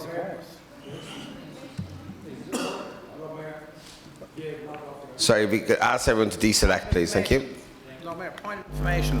In all fairness, it is absolutely within order. We have asked this meeting to take Sorry, place there's this no one evening. suggested that it's not in order, Councillor. And therefore we can I'm debate. going to allow Councillor. I'll allow you back in a moment. Councillor Lyons has the microphone. Councillor Lyons has the microphone. I'm not. Would you let me? Sorry. I don't need any member of the Labour Party to speak for me. I'm well able to do so myself. No, but you do need... Let's have the meeting. Councillor Doolan, let's have it on the agenda. Councillor Doolan, to be fair to the Chair, you do need me to call you. I am dealing with facts. Don't patronise me. Councillor Lyons has the floor, and I will call you in a moment, Councillor Doolan. Councillor Lyons, if you could deselect, please, Councillor Doolan. Okay, if we're going to have a proper debate and discussion over the motion to rescind the O'Devny Gardens report and the supposed disposal, I'm more than happy to leave here this evening now, because I don't see the point in having 2 debates on the same issue in such a short space of time. If we're going to have a proper debate on the motion to rescind at December's meeting, I think it would just be an absolute waste of time to be discussing here tonight. Have a proper debate at that meeting with a focus on rescinding the motion, if you're so inclined. So I have a number of people speaking. Okay, I've Councillor Doolan as the proposer of the motion. I've asked him to come back in. He has called this meeting. This meeting has been called legally, and I'm asking him how he wishes to proceed. As I said, Lord Mayor, I think we should proceed. This is an important issue. We're willing to debate it tonight, tomorrow, and the next day and the next meeting to ensure that we have a proper development. And if people take it seriously, take the issue seriously, they will stay and engage. If they wish to leave, let them leave. I'm happy to stay here and debate this important issue. And yes, I am willing to debate again at the December meeting, so we can bring it to conclusion. It's an important issue, and I'm willing to stay here to debate it. Okay. So Councillor Flynn. Can we clarify with the manager as well that Councillor Lyons has informed you that the vote that was taken, item number 12, wasn't actually the vote taken, and that we are under the understanding that the contracts are going to be signed with Barter Capital. That cannot be done, considering that the minutes don't add up to what actually happened in the video. So these are genuine questions that can be raised in the course of the debate as well. So Councillor Doolan has agreed that he wishes to proceed with the meeting, given that he has an additional motion. Can I suggest that unless you have a point of information regarding the order of the meeting, we will proceed with the special meeting? Councillor Kagan, I understand you have a point of information. It's a point of information on Councillor Lyons and Councillor O'Farrell's point, and I don't think it should be left unsaid. It's quite clear, if you look at what happened at the meeting, that the two items were put together. They were mixed together as part of the agenda, and that the vote that took place could only have taken place on the second report, because that's the Section 118 report. The other one is not a report to be voted on, subject to correction, and the two items were put together, and if you look back at the transcript. So I don't think it should be left this room that that didn't happen. Thanks. Mayor? I was going to allow Deirdre to respond to it, actually. So thank you, Councillor Kagan, for your assistance. That is an accurate interpretation, is that we, at the beginning of the meeting, it was proposed that those two items be taken together. So the vote was taken on those items. One report was for noting, one report was for... so it was, and I suppose most councillors voted as well, you know. So, given that the only business before us is to discuss O'Devany, to ask questions of the manager and so on, are there any issues that don't relate to that can be dealt with in the course of the normal debate that are regarding points of information regarding the running of the meeting? I've Councillor Fitzpatrick and Councillor Doolan. Yeah, Lord Mayor, thank you. And it is a point of information. I think before we proceed for a debate, can we just get the manager to address the substantive issue that's been asserted here, which is that the action we took was illegal, and that the agreement that is in place to deliver over 820 homes on the site at O'Devany Gardens is illegal and is at risk of not proceeding. Because my constituents will not be sympathetic to anybody who will delay this further. You're straying beyond the Councillor Nidalig. Sorry. I married the two of you off there. Councillor Doolan. The worst thing is I know what you meant. Can I just clarify something? If we stay for this discussion, it is just a discussion. We're voting on nothing. And the only time we can vote on something is at the December council meeting. That's great. So we're staying for a discussion. OK, thanks. OK, I propose that we give... No, he hasn't. Councillor Declan Flanagan. Thanks. Can the law agents confirm the exposure that the DCC could be under if there's any material change made to this Councillor Flanagan, very valid question. I suggest you keep it for the course of the debate. And the preferred developer very that valid has been question. selected. Thank you. So I'm proceeding to give 3 minutes to the proposer of the motion, which is before us, which is Councillor Daithí Doolan. I propose that the manager will respond to it, and that we will. I will open. the motion. Sorry. No motion. The motion to request a meeting, or the request for a meeting. So, Councillor Doolan, you have 3 minutes. The manager will respond, and then I'm going to open a list. So, anybody who wishes to speak, indicate, please.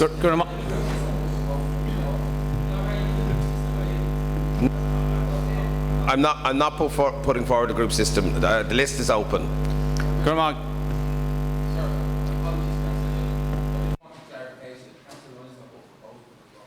Sorry, I didn't. The proposal. You're proposing to suspend the meeting? That's not the same thing as a proposal. Are you proposing to suspend the meeting? Yeah. Do you have a seconder for the motion? Councillor Riley. Okay. Apologies, Councillor Riley.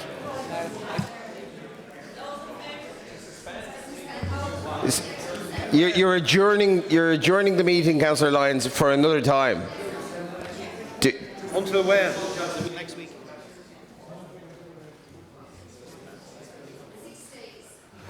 I can't believe we've called the meeting. The manager's prepared a report. I think it's important that we hear the manager's report and that we proceed with the debate. we've come all the way to this point where we've called a meeting at the City Council, and now we're going to defer it. It seems very strange that this is such a pressing matter that it required a special meeting, and now we don't have time to hear the manager's report.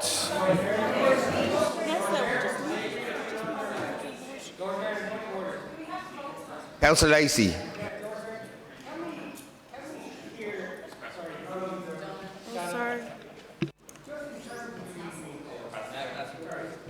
Councillor Stocker, I wonder if you might sorry. Okay.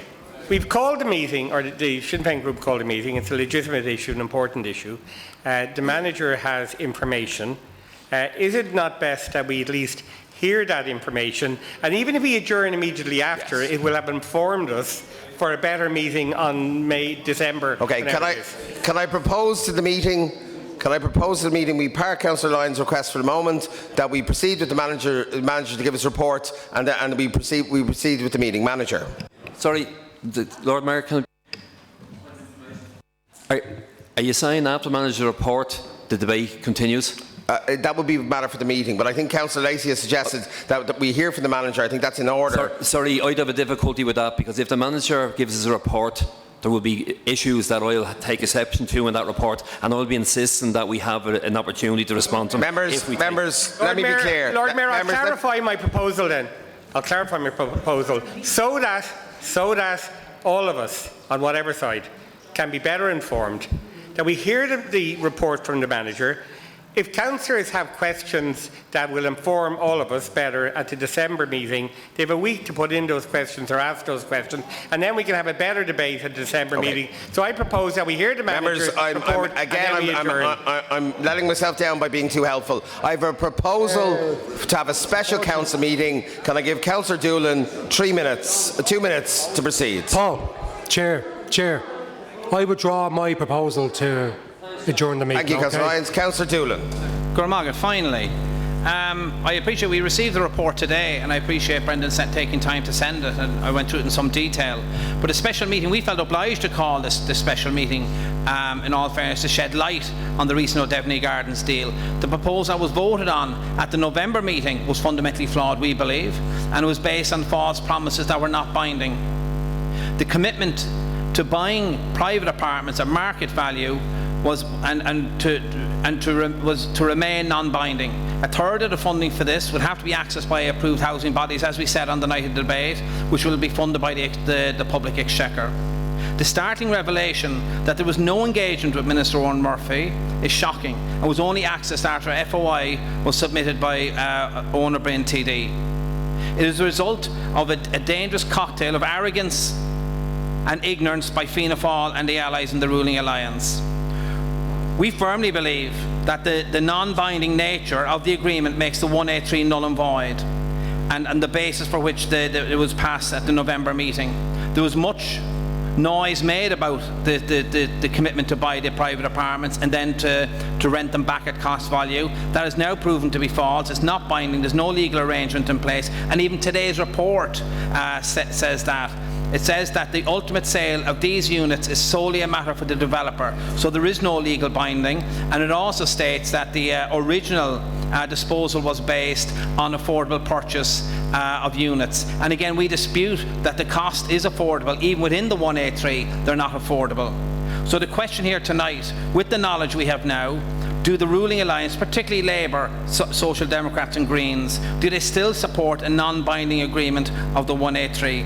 And we propose that it's time to rescind the 183 and that the site be developed with Dublin City Council as the lead developer, delivering a third council, and a third cost rental. Thank you, that's the way Councillor. forward. Guramagat, appreciate your time. The list is open, and I give 2 minutes to Councillor McDonagh. Guramagat Ardvera. And I think it will become very clear that the need for this special meeting when we hear people's contributions, and it would be inadequate to leave it to an item on the December City Council meeting, although obviously we'll return to it then with the rescind motion. What we saw the last time, the last meeting from the ruling group, was another in the chapter of horrors that is O'Devany Gardens right from the beginning. And whether there is a question, a strictly legal question over the validity of the Section 183 decision, it's very, very clear to me, and I believe to most people, that that vote was taken without complete information. It came to light later that there's correspondence between yourself, Ardvera, and the Minister. The way in which that correspondence emerged was very, very unsatisfactory. It only came out through a freedom of information request. That should not have been necessary. That correspondence should have been published straight away. There was no reason, no valid reason for that to remain undercover, as it were. No reason in the world. And it pointed to the flawed nature of the amended O'Debney Gardens proposal. We made very clear, and I said this, another councillor said this the last time, when the costings for the so-called affordable element of the plan was published back in September, we made very clear that we could not support it. Our support for the original Housing Land Initiative, we always pointed out it was not our preferred option, but given that it was the only thing that was going to be on the table from government, we supported it, but very much on the basis of affordability. Affordability had to be central and built into it. To be very clear in September, that was not the case, and hence we withdrew. We now have a dog's dinner presented to us by the ruling group, and it is not good enough, and there is huge question marks over the validity of that vote. Thank you, Councillor McDonagh. My apologies, I started this too early. We were due to hear from the manager report, so the manager, please. Thank you. Manager. Thank you, Lord Mayor. We've circulated a report. I know it was only circulated this afternoon, but there's a few key points I want to make on that. And some of it is to counter some of the misinformation that's been going around in recent weeks about this very important project. Following on from the necessary approval given by councillors at the November meeting, we immediately began intensive discussions with the developer, Bartra, which included legal advisors from both sides. These discussions have gone very well, and we expect the development agreement could be ready for signing by both parties within 2 weeks. But it won't happen before the December City Council meeting. It was an issue that Councillor Flynn raised. After signing the development agreement, the developer will have 6 months to apply for planning permission to Bó Peannála. This planning process takes 4 to 6 months, and if successful, the developer must be on site within a month. So all going well, we'll have a developer building houses on the Devon Gardens this time next year. Prior to the November meeting of the Council, the developer Bartra indicated that they were prepared to reserve a significant number of their private units for sale to an approved housing body nominated by Dublin City Council for the development of cost-rented scheme. The acting law agent in Dublin City Council and the independent legal firm have been part of the governance procurement process all along, are absolutely fully satisfied that the arrangement proposed by Bartra has no legal implications for the process. It does not affect the Section 183 disposal, nor will it be part of the development agreement, but we do acknowledge the commitment from Bartra, and we will work hard with all the parties involved to make it work. We are currently preparing a brief which we will send out to approved housing bodies probably later on this week or early next week, looking for expressions of interest for this. And there may well be an opportunity for the approved housing body to take on other issues in the development, like managing the social housing and maybe having a key role in the overall management of the complex at the end of the day. I think it's also very important to set out that if the Section 183 had not gone through, or if this project was abandoned in any way, we believe that we'll be at least 3 to 5 years before we'd reach the stage that we're at now, and to be 10 years before we'd have apartments completed on Devon Gardens. There's also a misconception that if this was done directly, that it'd work out a better value for the taxpayer, a better value for money. We don't think it will. We don't think there's any chance that a direct development by Dublin City Council will get apartments in Devon Gardens for less than 300,000. At the moment, we're developing in O'Debney Gardens in Dominic Street and O'Rourke Avenue, and it's costing us between 350,000 and 370,000. So this idea that we can move on to a direct development by Dublin City Council, it will take an awful long time. We're not going to rush into another project. We've given false promises to the community in the Dublin 7 area, so there's no way we're going to rush into another project. And we have to seriously consider whether we should hand it over to the Land Development Agency. But the idea that we can get a better deal than the deal that's there is just not on. We've also set out in the report the various positives that we've got from this deal and what resulted from a very intensive competitive dialogue process over 2.5 years. We don't think there's a better deal out there. We think it's hugely important that we get on with this job. There's over 247 dwellings for homeless for people in the housing list. There's affordable units there. We badly need to get moving on this. that's as far as I can go on this issue. Councillor James Geoghegan. Thank you, Lord Mayor. The vote on O'Devany Gardens fills me with a mixture of admiration and frustration. Admiration because I do genuinely admire you, Lord Mayor, and Brendan Kenny for corralling disparate groups in order to find a way to support the development of over 800 houses. I also admire some of the contributions that were made that evening, in particular Councillor Gannon's contribution, and I'm sure he won't thank me for me admiring him, but his contribution in the face of a person who was shouting at him that he was a sellout, and that person later invaded this chamber in order to disrupt democratic legitimacy of this council. But frustration because of what Brendan Kenny has just said there, of the misinformation. And the misinformation, as we all know, came about because there was a press conference in the Mansion House where the journalists present were misinformed that a new deal had been agreed. And that misinformation continued into our Dáil chamber, where Deputy Darragh O'Brien, the Fianna Fáil housing spokesperson, on the 19th of November explicitly stated the amended agreement was presented to the local authority and the law agent in the City Council approved and oversaw it. Now that's misinformation.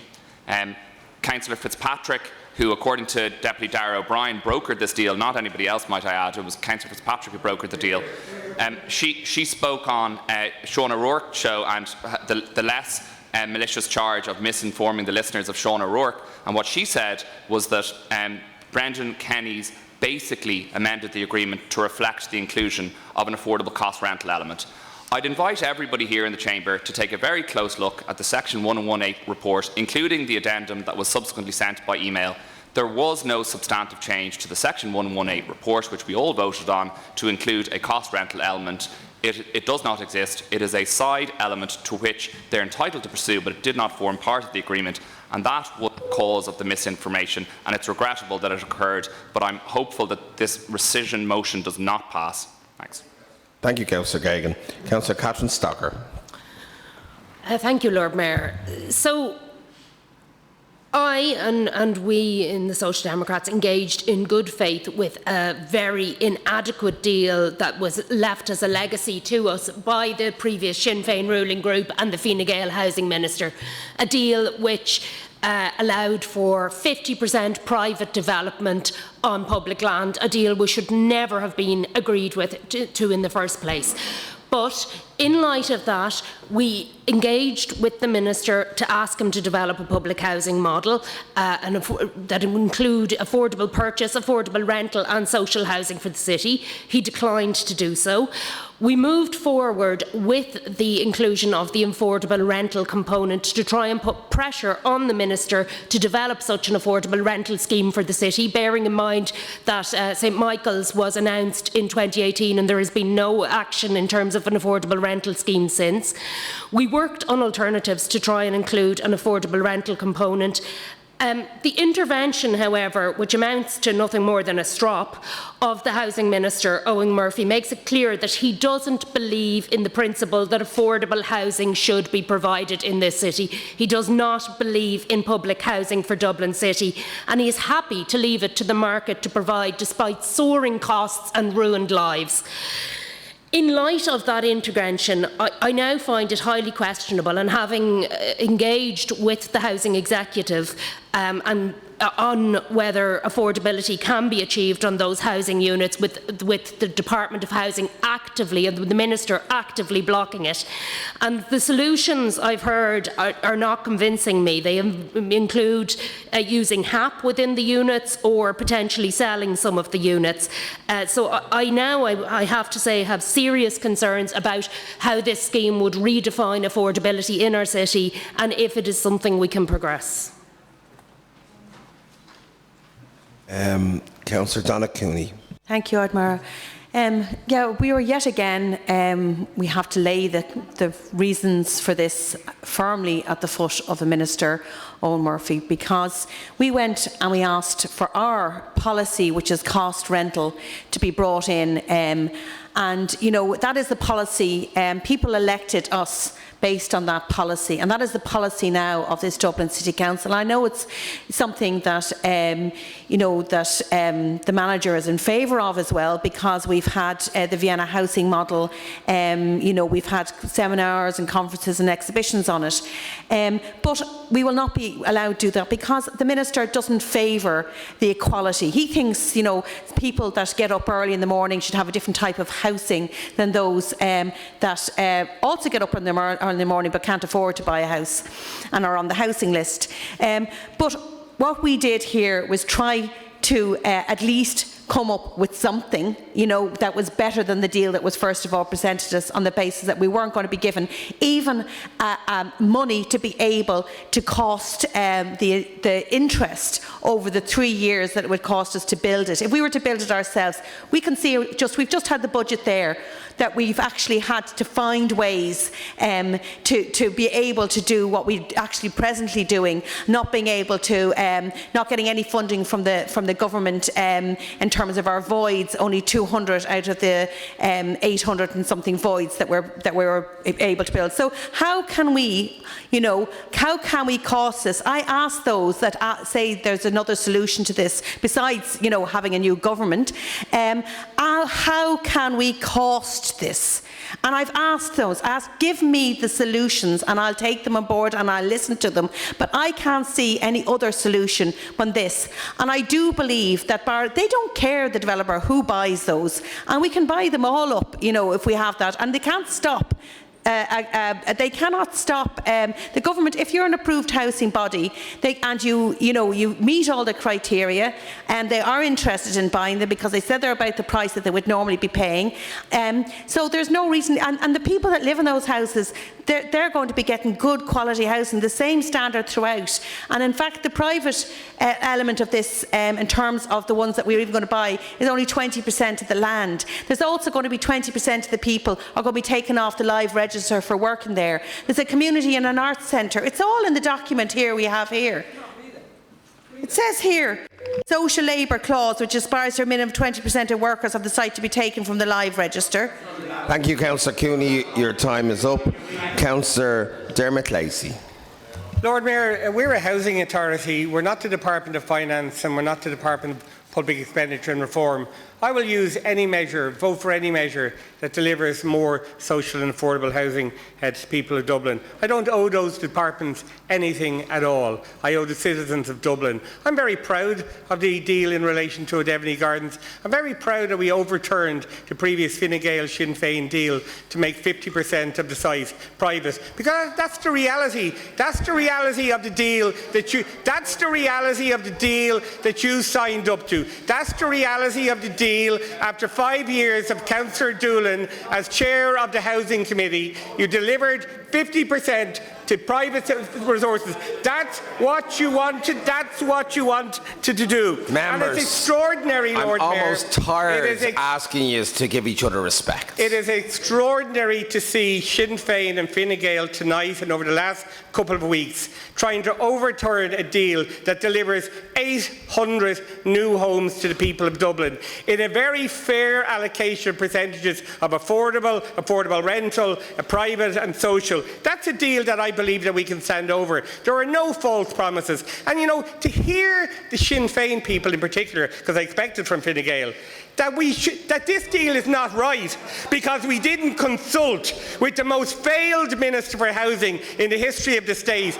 We would get nothing if we would get nothing if we engaged Members, with Minister if this continues, Murphy. I will suspend the meeting. Sinn Féin and Fine Gael don't seem to like the facts. This deal delivers 800 new homes to the people of Dublin. I believe we should stand over that deal.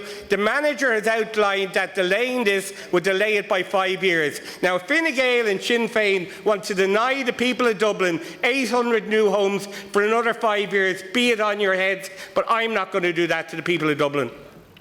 Thank you, Councillor Lacey. Councillor Kieran Perry. I welcome the opportunity and any opportunity to again highlight the disgraceful giveaway of public land to a private developer.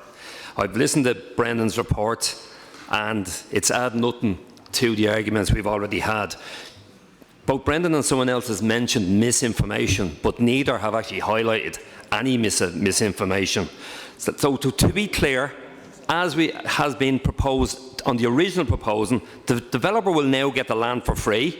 The state will pay for the infrastructure.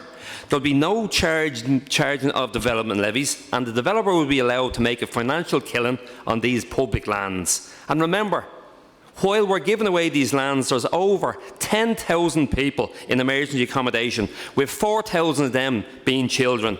There's people sleeping on the streets in this weather, while Fianna Fáil, Social Democrats, Greens and Labour give public land to profiteers. No developer should be allowed to profit from public lands. In the unlikely event that the affordable rental homes will be purchased from the developer, the state will be paying almost 120 million for 30% of the units. That will be almost 500,000 per unit to a developer on public lands. The so-called affordable purchase remains unaffordable at 300,000, and we're paying cost price plus 5% for the social housing. The total cost of this deal could be in the region of 250 million, with only 30% remaining in state ownership, and possibly another 30% owned by an approved housing body. It's estimated that the cost of the council developing the whole site would be 250 million, incidentally, the same as what it could end up costing us, and 100% would remain in public ownership. Now, in reply to the claim that there is no alternative, I will repeat yet again. I remind the Chamber that Fine Gael has supported 100% social in St Michael's estate, and are willing to fund that using cheap loans from the European Investment Bank. So I'll repeat that again for the people who keep saying there is no alternative. There's an absolutely perfect alternative. And Lord Mayor, I've an issue with yourself. At the group leaders meeting before the October council meeting, when it was clear that the O'Devney deal was about to be voted down, I understood that you would liaise with the Minister on behalf of all councillors. It now turns out, from a letter that we didn't get for 12 days after you received it, that you didn't bother to contact the Minister. Instead, use your position to push through the giveaway of the public lands at O'Devney, muddying the waters by concocting a fake deal about buying 30% of the units for affordable rental scheme with no source of funding, no purchaser and no legal agreement with Bartra. You're over time. It's a scam. Councillor, I have to respond to a comment that you just made in regard to the Chair. I was asked by the meeting to write, by the CPG, to write to the Minister. I did so. The reply I received from the Minister was received after the vote. And when did we get to see it, Lord Mayor? 12 days after. And it was only released after it had been released by the department under freedom of information with undue speed. I was expecting the Minister to respond to the points which I had put to him, Councillor. So I'll continue the debate. Councillor John Lyons. Yeah, thanks, Lord Mayor. Where to begin with this? Like, where's the forum in which we can have a proper, thought-out, considered discussion around public housing, the pros and cons, and then begin the work about implementing a cost rental Vienna-style model, which it seems like everyone here in the Chamber and management are in favour of. The housing SPC should be that place. And I do remember, because I've been consistently against this model of housing delivery from the get-go since February 2015, when the first expressions of interest went out to leverage whatever assets the City Council had to deliver some social housing. I've opposed this model because the PPP, the public-private partnership model, failed in the past, and I believe it'll fail the public purse, it'll fail the people of Dublin struggling to secure affordable rental and purchasing of homes in the City of Dublin today, tomorrow, next year and the years after. It just, when you depend upon the market to deliver a social good, it's bound to fail. You're bound to exclude those whose incomes are middle and lower. And unfortunately, this deal does that. The 30% cost rental, that the supposed clincher, they're not going to be affordable. We've seen it in terms of buying at the market value, which supposedly is 450 per unit. It's not going to be manageable to actually get a cost rental rent on those. We know that the affordable purchase aren't affordable.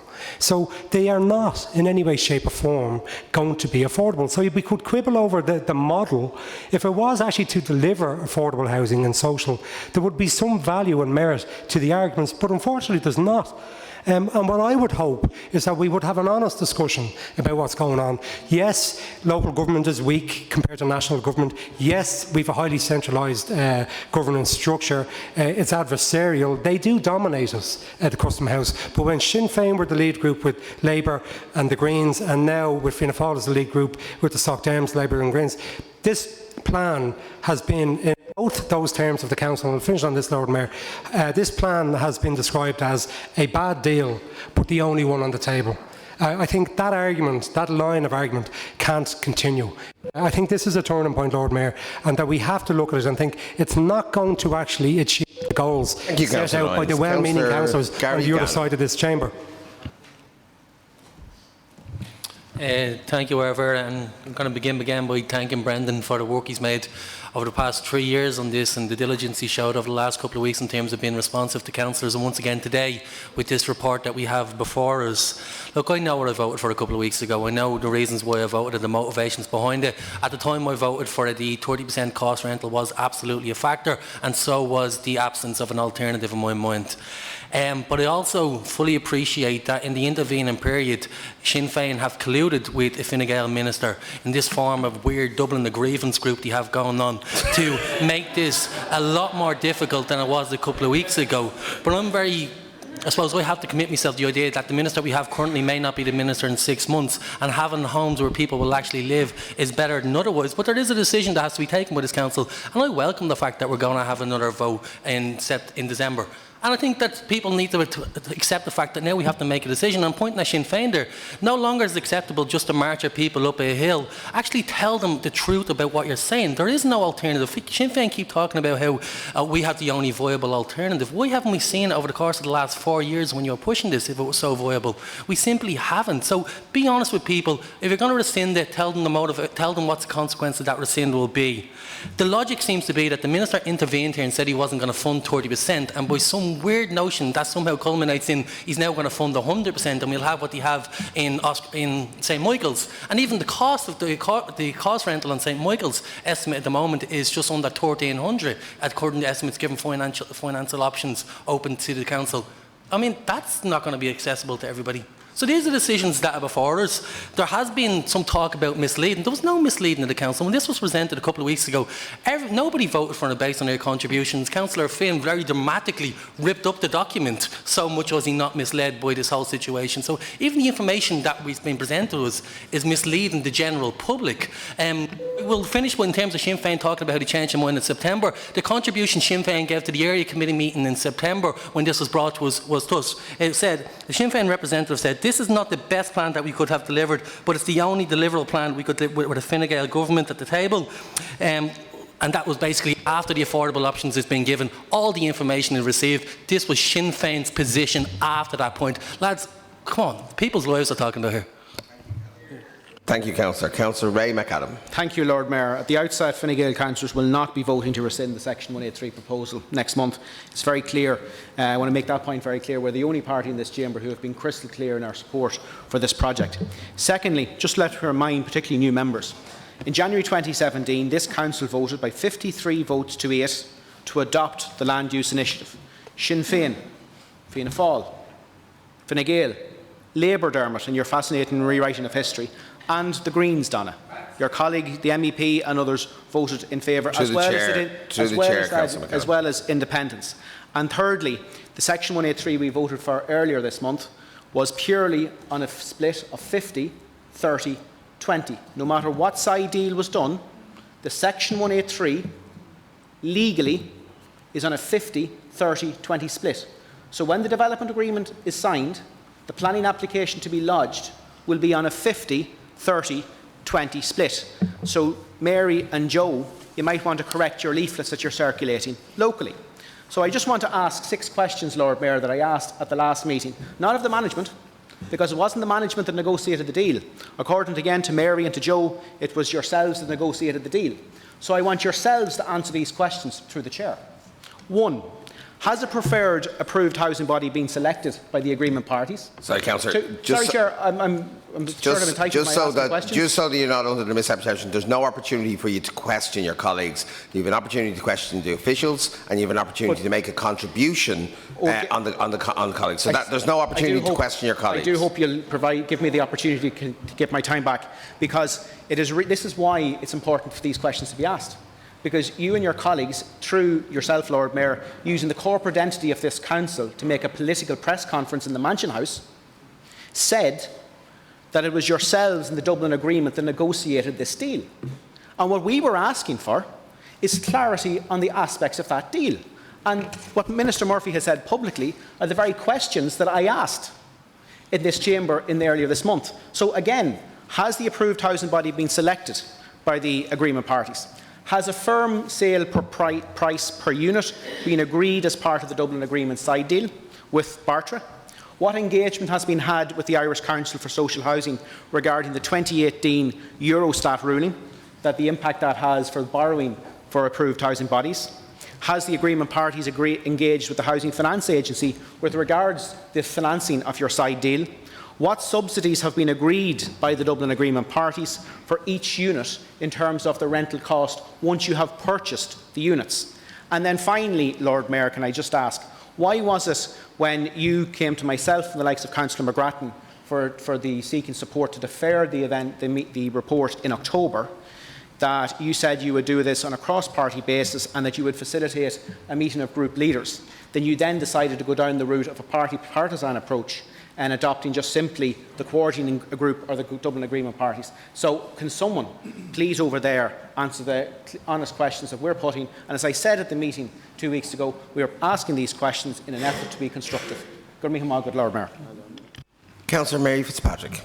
Thank you, Lord Mayor, and I'd like to thank Brendan and Hugh and the Department for all of the work that they have done in getting the O'Devany Garden proposal as far as they have, despite obviously the very challenging circumstances and the wholly inadequate support, vision and ambition from the Minister and his department. I want to also thank Fine Gael and Sinn Féin for the unprecedented attention and light that they have managed to have shone on this deal. Because I think it is really important that the city understands this deal. I think it's really important that the city understands that the most prime, publicly owned site in the city has laid derelict and vacant.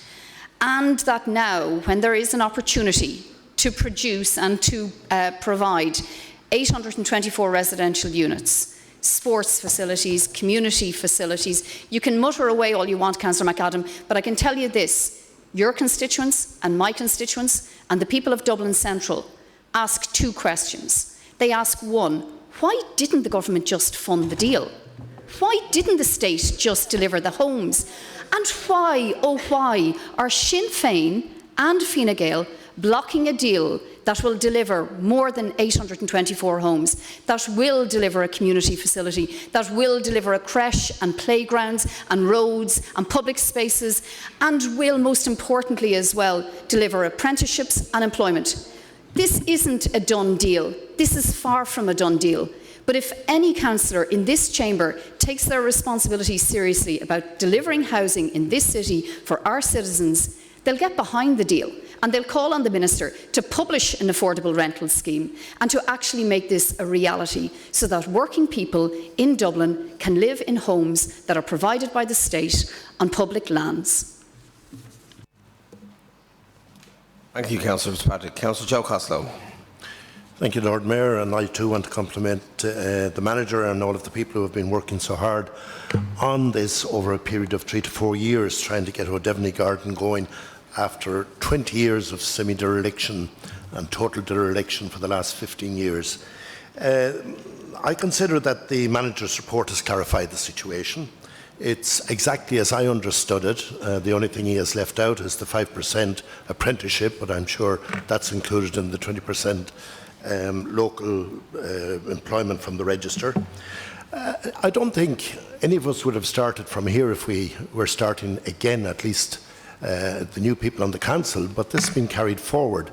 And we have made what was a deal that we thought should be improved greatly, and we have improved it.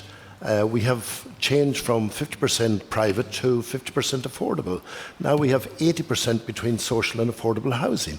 That's an incredible improvement on what was there before us. And the 20% taken from the Life Register and the 5% apprenticeships, plus the full 7 million that's going to be spent now on community services, community cultural hub and community hub.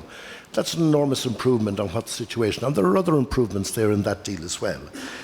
Whether or not it is to be rescinded, which I don't believe for a minute it should, we have legal advice, both legal advice from the law agent here, and we have legal advice from an independent firm. And that is what we should be going on, unless the opposition want to come in with further legal advice and bring the matter into the courts. But we have a commitment here, and we have a responsibility as councillors to develop land that has been unused for nearly the last 20 years. 824 units of accommodation that are now becoming available. We're talking about housing between 2,000 and 2,500 people on that land. And there is another stretch of land that needs to be developed as well. And that is in the Brickens area. And obviously, once we get going on this, we should be moving on the other as well. This is the way we should be going as a local authority.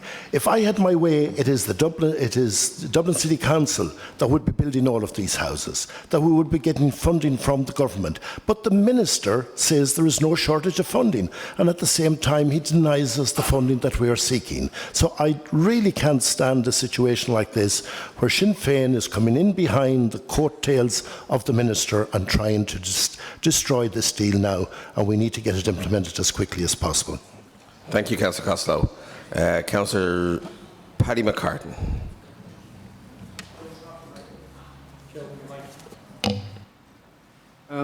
Thank you, Lord Mayor. Suggestions by Councillor Gannon of collusion with Sinn Féin don't sit very well with me and or my colleagues. I'm not sure. No, members. I think it's mutual, Lord Mayor. Councillor McCartan, I'm resetting your time. Thank you very much. And also I take exception to Councillor Lacey's remarks about trying to overturn this deal. I was here, and most of the councillors, well, half the councillors were here in 2017 when we welcomed this initiative. Only 8 voted against it. 4 of those proceeded to lose their seats. And we were consistent in supporting the second vote, and we pointed out that we had reservations about it, which have been justified. But let's be clear about this.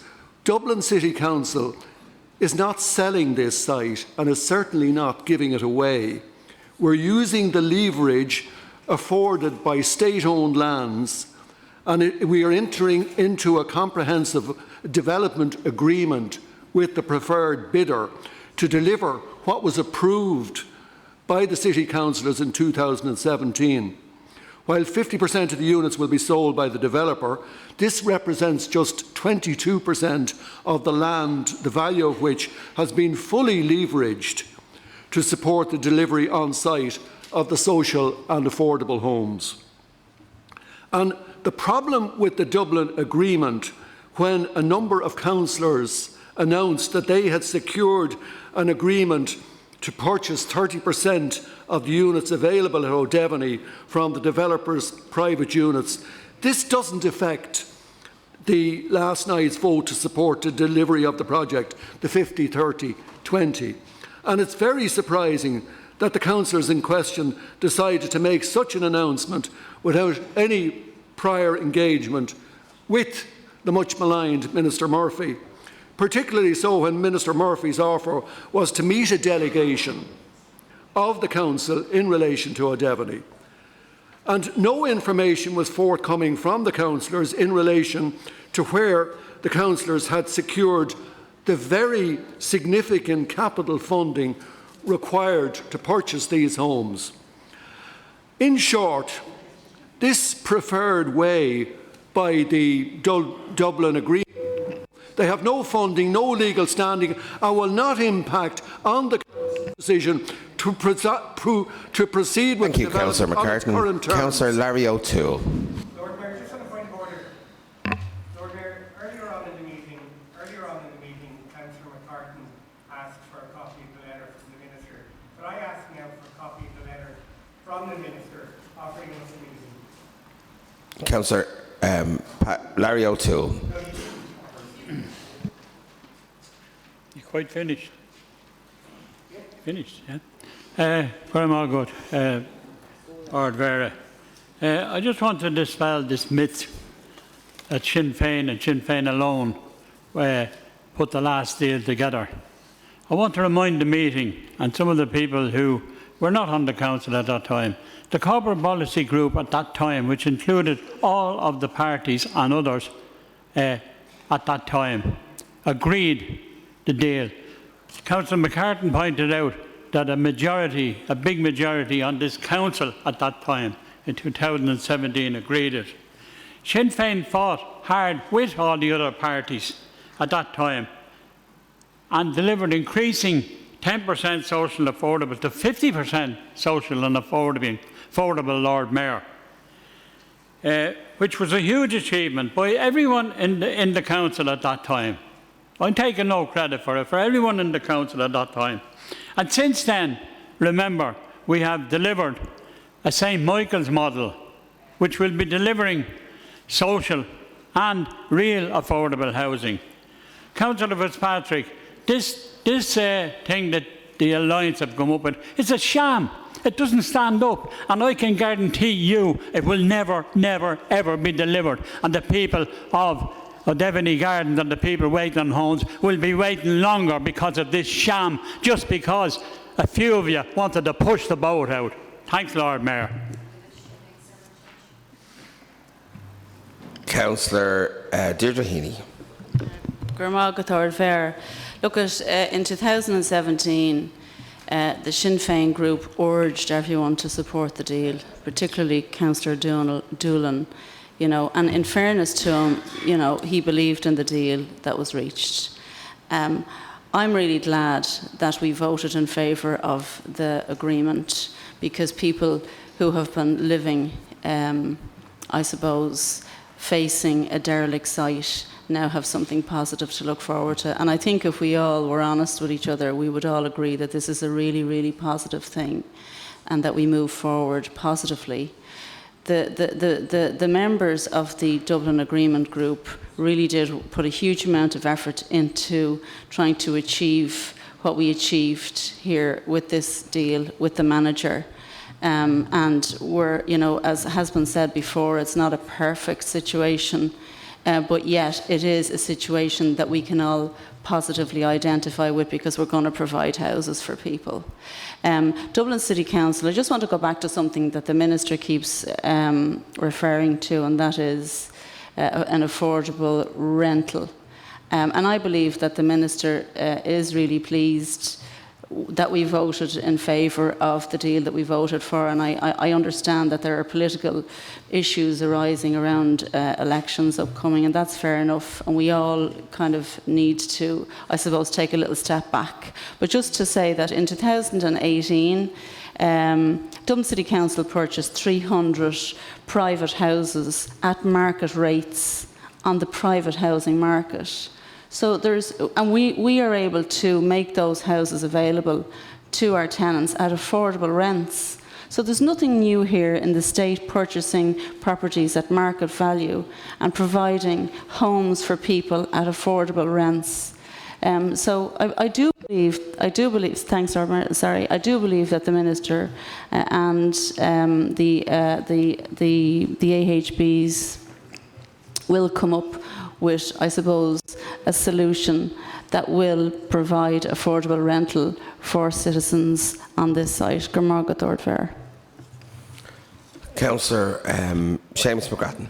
I don't get into the history lessons that we've been given across the chamber here of what happened in the last 5 years. I want to know where we are now, and I'm genuinely confused exactly where this deal is at the minute. At the last meeting, I didn't vote because I was unsure what was going on in the chamber. I'm still unsure what was voted on.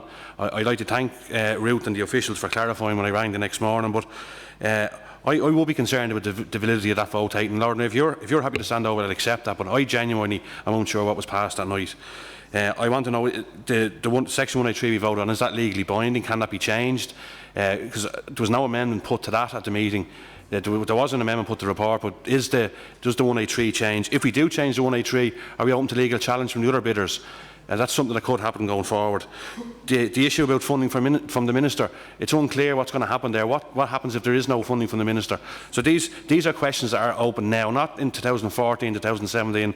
These are questions now going forward this deal. If people can answer them questions, I accept. If the majority of councillors in this room want to go a certain way, I may disagree with them, but if it's democratically voted on here, I'll accept that. But I'm genuinely unsure of that. Just the stuff, some of the people attacking why Sinn Féin changed their mind from the area committee to the main vote.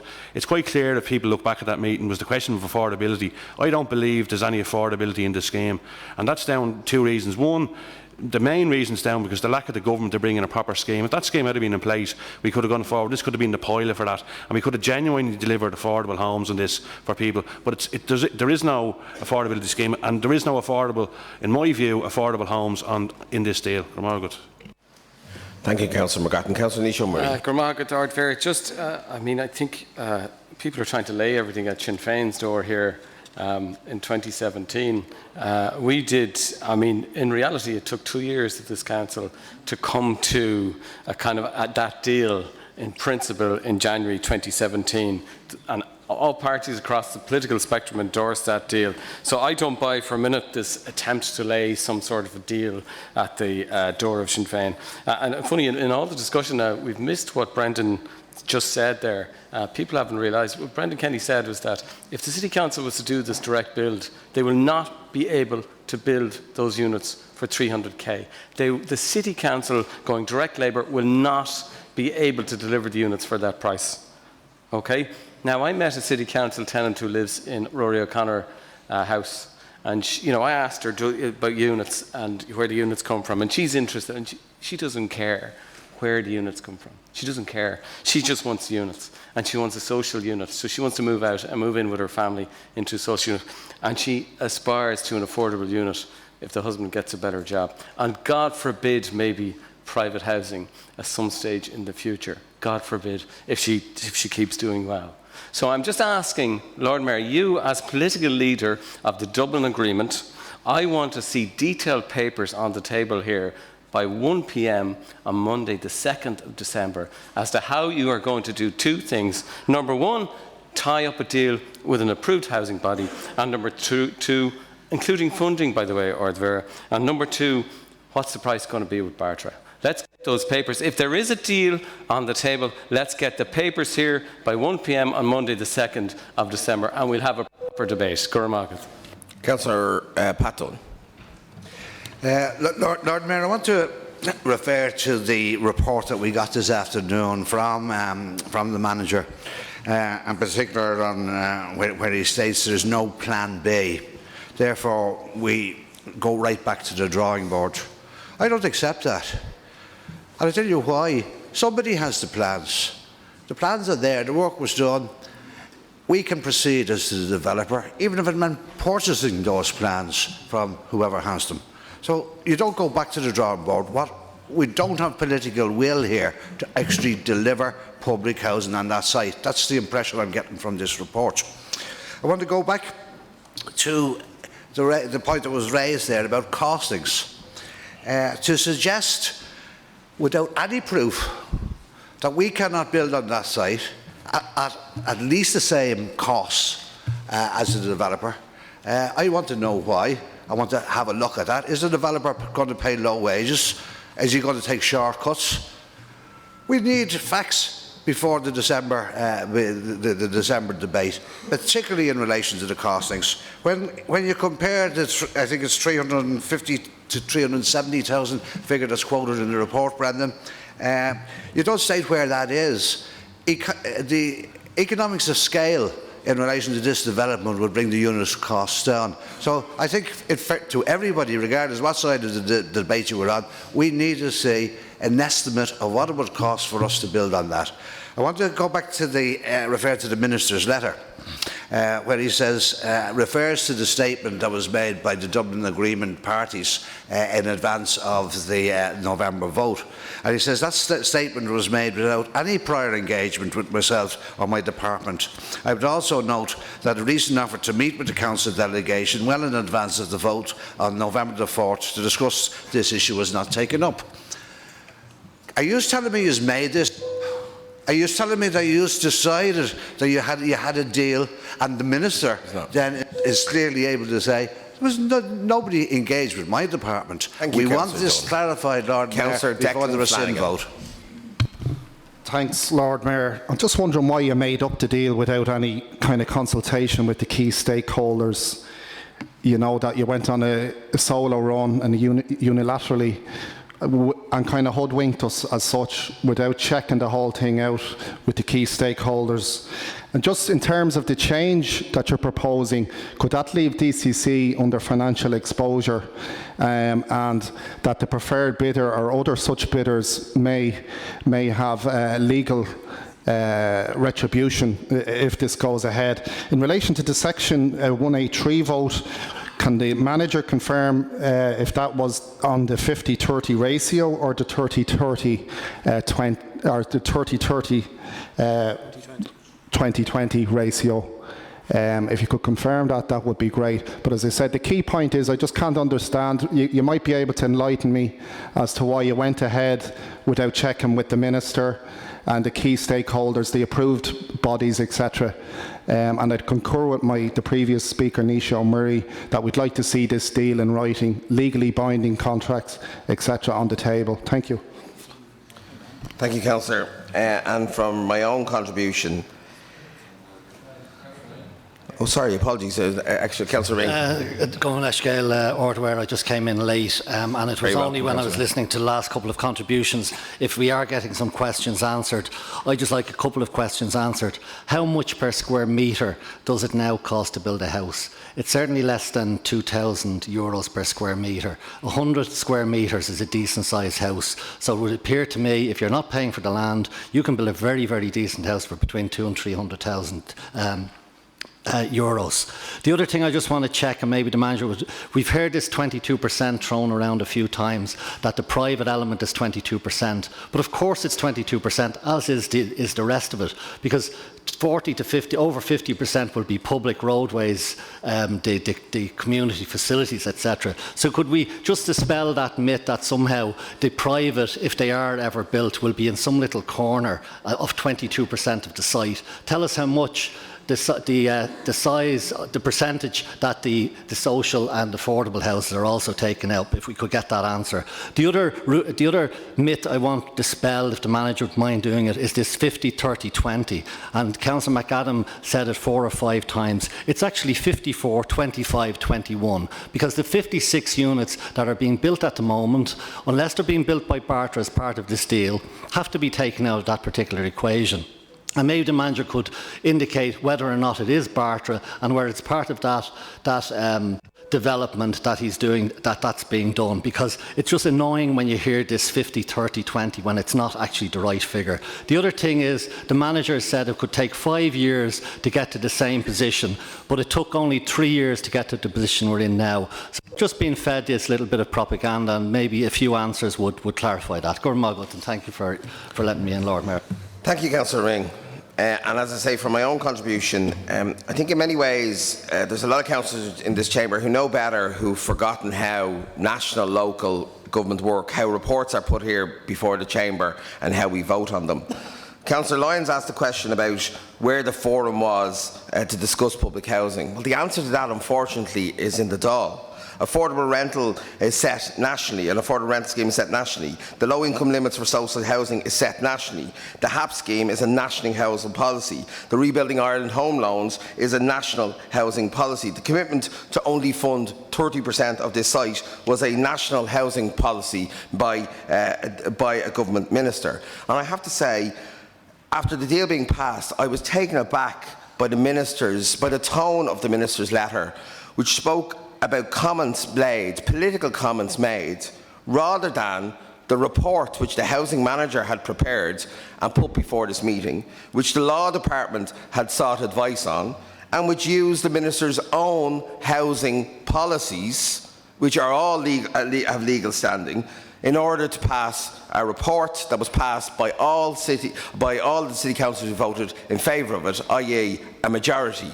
And it is ironic that many of the people in this chamber who say that we should have more independence in setting housing, more independence to build housing, are now suggesting that I should be running up and down to the department to decide how I vote on a report put forward by the management. It just makes no sense at all. Is this poor value for money public housing? Yes, it is. But that doesn't rest on my desk. It rests on the minister's desk, and he can answer that, and he needn't bother writing to me about it either.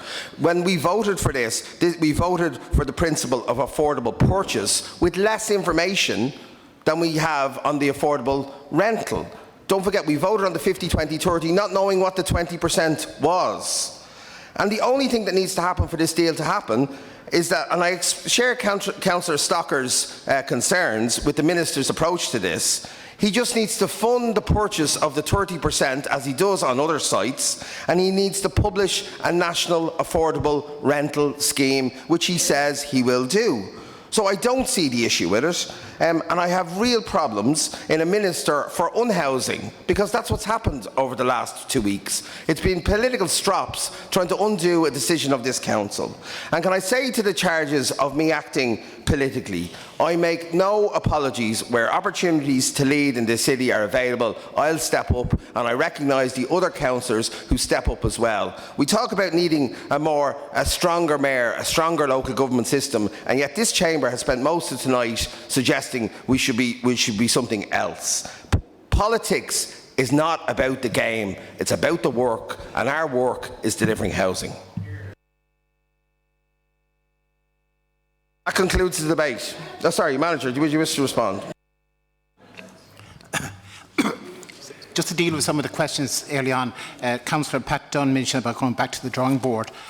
We certainly would be going back to the drawing board. Like, there's no way we can kick out Bartra and then say, by the way, we can keep your plans or design. It's their design, it's their plans. So if they walk away, they bring that with them. So we're back to the drawing board. In relation to questions from Niall Ring, the private public total it's going to be pepper potted throughout this day, so it isn't one corner for the private. We can certainly come back to you with the details of the square metres and all that. In relation to the 30%, overall it was always indicated that there'd be only 30% social housing in this site. So if you take 30% of 824, that leaves 247. You take away the 56 that's already been done, that gives it 192. So that's why it's not exactly 30%, but 30% overall on the site was the deal for all the bidders before the process started. Just on the cost rental. The cost rental is it's not part of the development agreement. It is a separate commitment from Bartra. And we'd like to work very hard in trying to make that happen. There are a couple of approved housing bodies that have already expressed interest in it. And I said earlier, we will be sending out a comprehensive document or brief seeking expression of interest from all the approved housing bodies in Dublin. And then we'll make a decision as to which one or two we pick. And it's up to them to go off and see, can they find the funding for this? And then we look forward to making a submission to the department and see will the department approve it or will they not. But I think we have to go through that process. Cost rental is a challenge. It's a challenge in Michael's estate, as Councillor Gannon mentioned earlier. It's going to be a challenge here, a bigger challenge here on Devon Gardens. It is a big challenge, full stop, cost rental. And some intervention is going to have to happen in the future to make it really affordable. But again, to come back to, we're absolutely convinced it will take 3 to 5 years, probably closer to 5 years before we get back to the stage that we're at now. And about 10 years before that development will be complete on Devon Gardens, which means the 56 people who are moving in there in April and May will have a totally derelict site for the next 10 years in front of them. We're also convinced, and we'll give more figures at the next meeting, that there are alternative ways of developing this site, but there's no way developing directly by Dublin City Council, regardless of cheap EIB loans or anything else, will we get a good a deal as we're getting there now. The 310,000 affordable, there's no way we'll be able to do it for that. There's no way we'll be able to do it for that. It is the best deal possible, and I would urge councillors to stick with it and let's move forward. On a point of order, I have an indication from Councillor McVeigh and a point of order. It's not in relation to the conduct of the meeting. Given that there are clearly a whole lot of questions on this, can we confirm that the manager's report will be on the Clár for next Monday's meeting in conjunction with the rescind section 183 motion, and that we will have the opportunity in the meantime to submit written questions on it, which can be addressed then at next week's meeting? The suggestion is that the manager's report that's before us would be before you again in December. Would go on the record as a report, and that we could question in the meantime, because clearly it is on the record. It is on the record at this meeting as well. Members have a lot of questions, and they're not going to be all addressed this evening, I'm sure. Well, we had the opportunity to put questions on the report today, so. Lord Mayor, I mean, I appreciate members have questions. If members want to send in questions, just like we did with the budget, we will circulate the answers, the questions and the answers to all the members before. So if you send them in to Brendan, we'll do detailed responses and we'll circulate them to everybody before Monday's meeting. Councillor Tina McVeigh. The question was asked as to whether or not there was confirmation from the Minister given before the announcement was made about the deal. So the question has been asked as to whether that was in fact true or not, and I haven't heard that question answered. Whether or not you had agreement from the Minister that the affordable rental.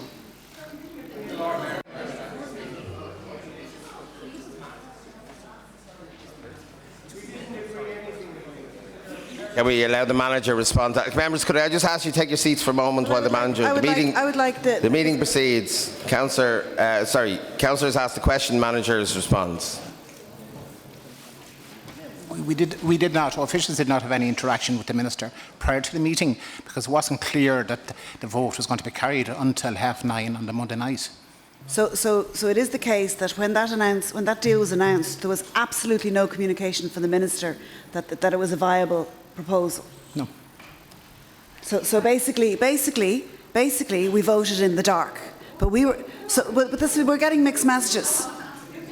Because you're telling us. Sorry. Councillor McVeigh has asked the question. The manager has answered. Councillor Fitzpatrick has indicated to speak. I'll open a new list. If this is what people want, Mayor. we're here to discuss it.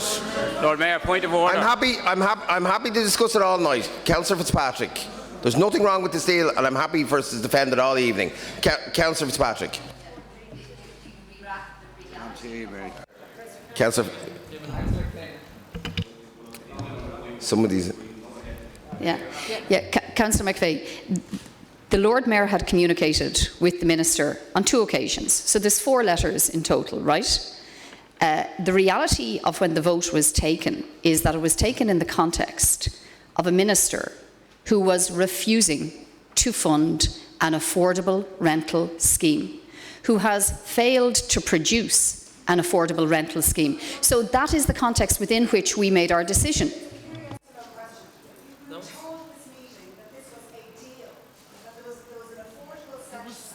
Councillor McVeigh, to clarify, we weren't told anything at the meeting. A report was put before the chamber. Councillor McVeigh, a report was put before the chamber from the housing manager, and that is the report that we voted on. That is the clear decision of the council. It was a report. I propose. Sorry, I'm taking points of information at this time only. No new contributions. Councillor Flynn. It is 9:30. The meeting concludes at 9:30 either way anyway. So, Councillor Flynn. We start at 8:15. Councillor McAdam. Can I call? Yeah, Joe, can you deselect as well? Can I ask everyone to deselect? Thank you. Lord Mayor, the question that I asked wasn't answered, and I want clarification from the manager. There is a motion to rescind. The vote is under dispute. The motion is in front of the council now. There is wording in the manager's report to state that the deal will be signed in the coming days or week. I want clarification that deal cannot be signed while there's a motion to rescind. Well, I asked the question directly. He didn't answer it as far as I did. He? I answered that question. The Development Green will not be signed before the council meeting at the next meeting. I have 3 people who've indicated to speak, but the debate has concluded. Are they points of information? No. Councillor Lacey, if you can deselect. Yeah. Councillor McAdam, you wish to speak. Thank Point you. of information. On a point of order, Lord Mayor, you interrupted my contribution earlier by saying that I didn't have an opportunity to ask questions of the Dublin Agreement parties. Yet, when Councillor McVeigh asked questions, Councillor Fitzpatrick and yourself answered her question, not the management. So can I ask the Dublin Agreement then to answer the 6 questions I put on the record? I think the debate was held in full. Councillor Joe Costello, do you have a contribution that's helpful in concluding the meeting, Councillor? Sorry, Councillor McGrattan. Sorry, apologies. Sorry, Councillor McGrattan. Councillor McGrattan. All I want to ask is, can this report be attached as an appendix to this meeting if it's not going to next week's meeting? This report accounts. Sorry, this report was. Said it wasn't. Councillor McGrattan, this report was published at this meeting. It will be included in the minutes of this meeting. Councillor McDonagh has also asked for it to be included on the report of the next meeting. Councillor Costello, the final speaker. Thank you, Lord Mayor. Yes, not a point of information, but a contribution of information. There is neither an affordable housing scheme in place, and there hasn't been since 2015, nor an affordable rental scheme in place. Costello, that isn't a point of information. No, it is, because we're voting already members, on the 20% affordable housing. Thanks, Councillor. Members, I'd also ask you to stand for a moment. Members, I'd also ask you to stand for a moment. On the last occasion, I apologise to Councillor Doolan. I meant to mark the passing of his mother, and I wish to pass our condolences on to you, Councillor Doolan. Thank you.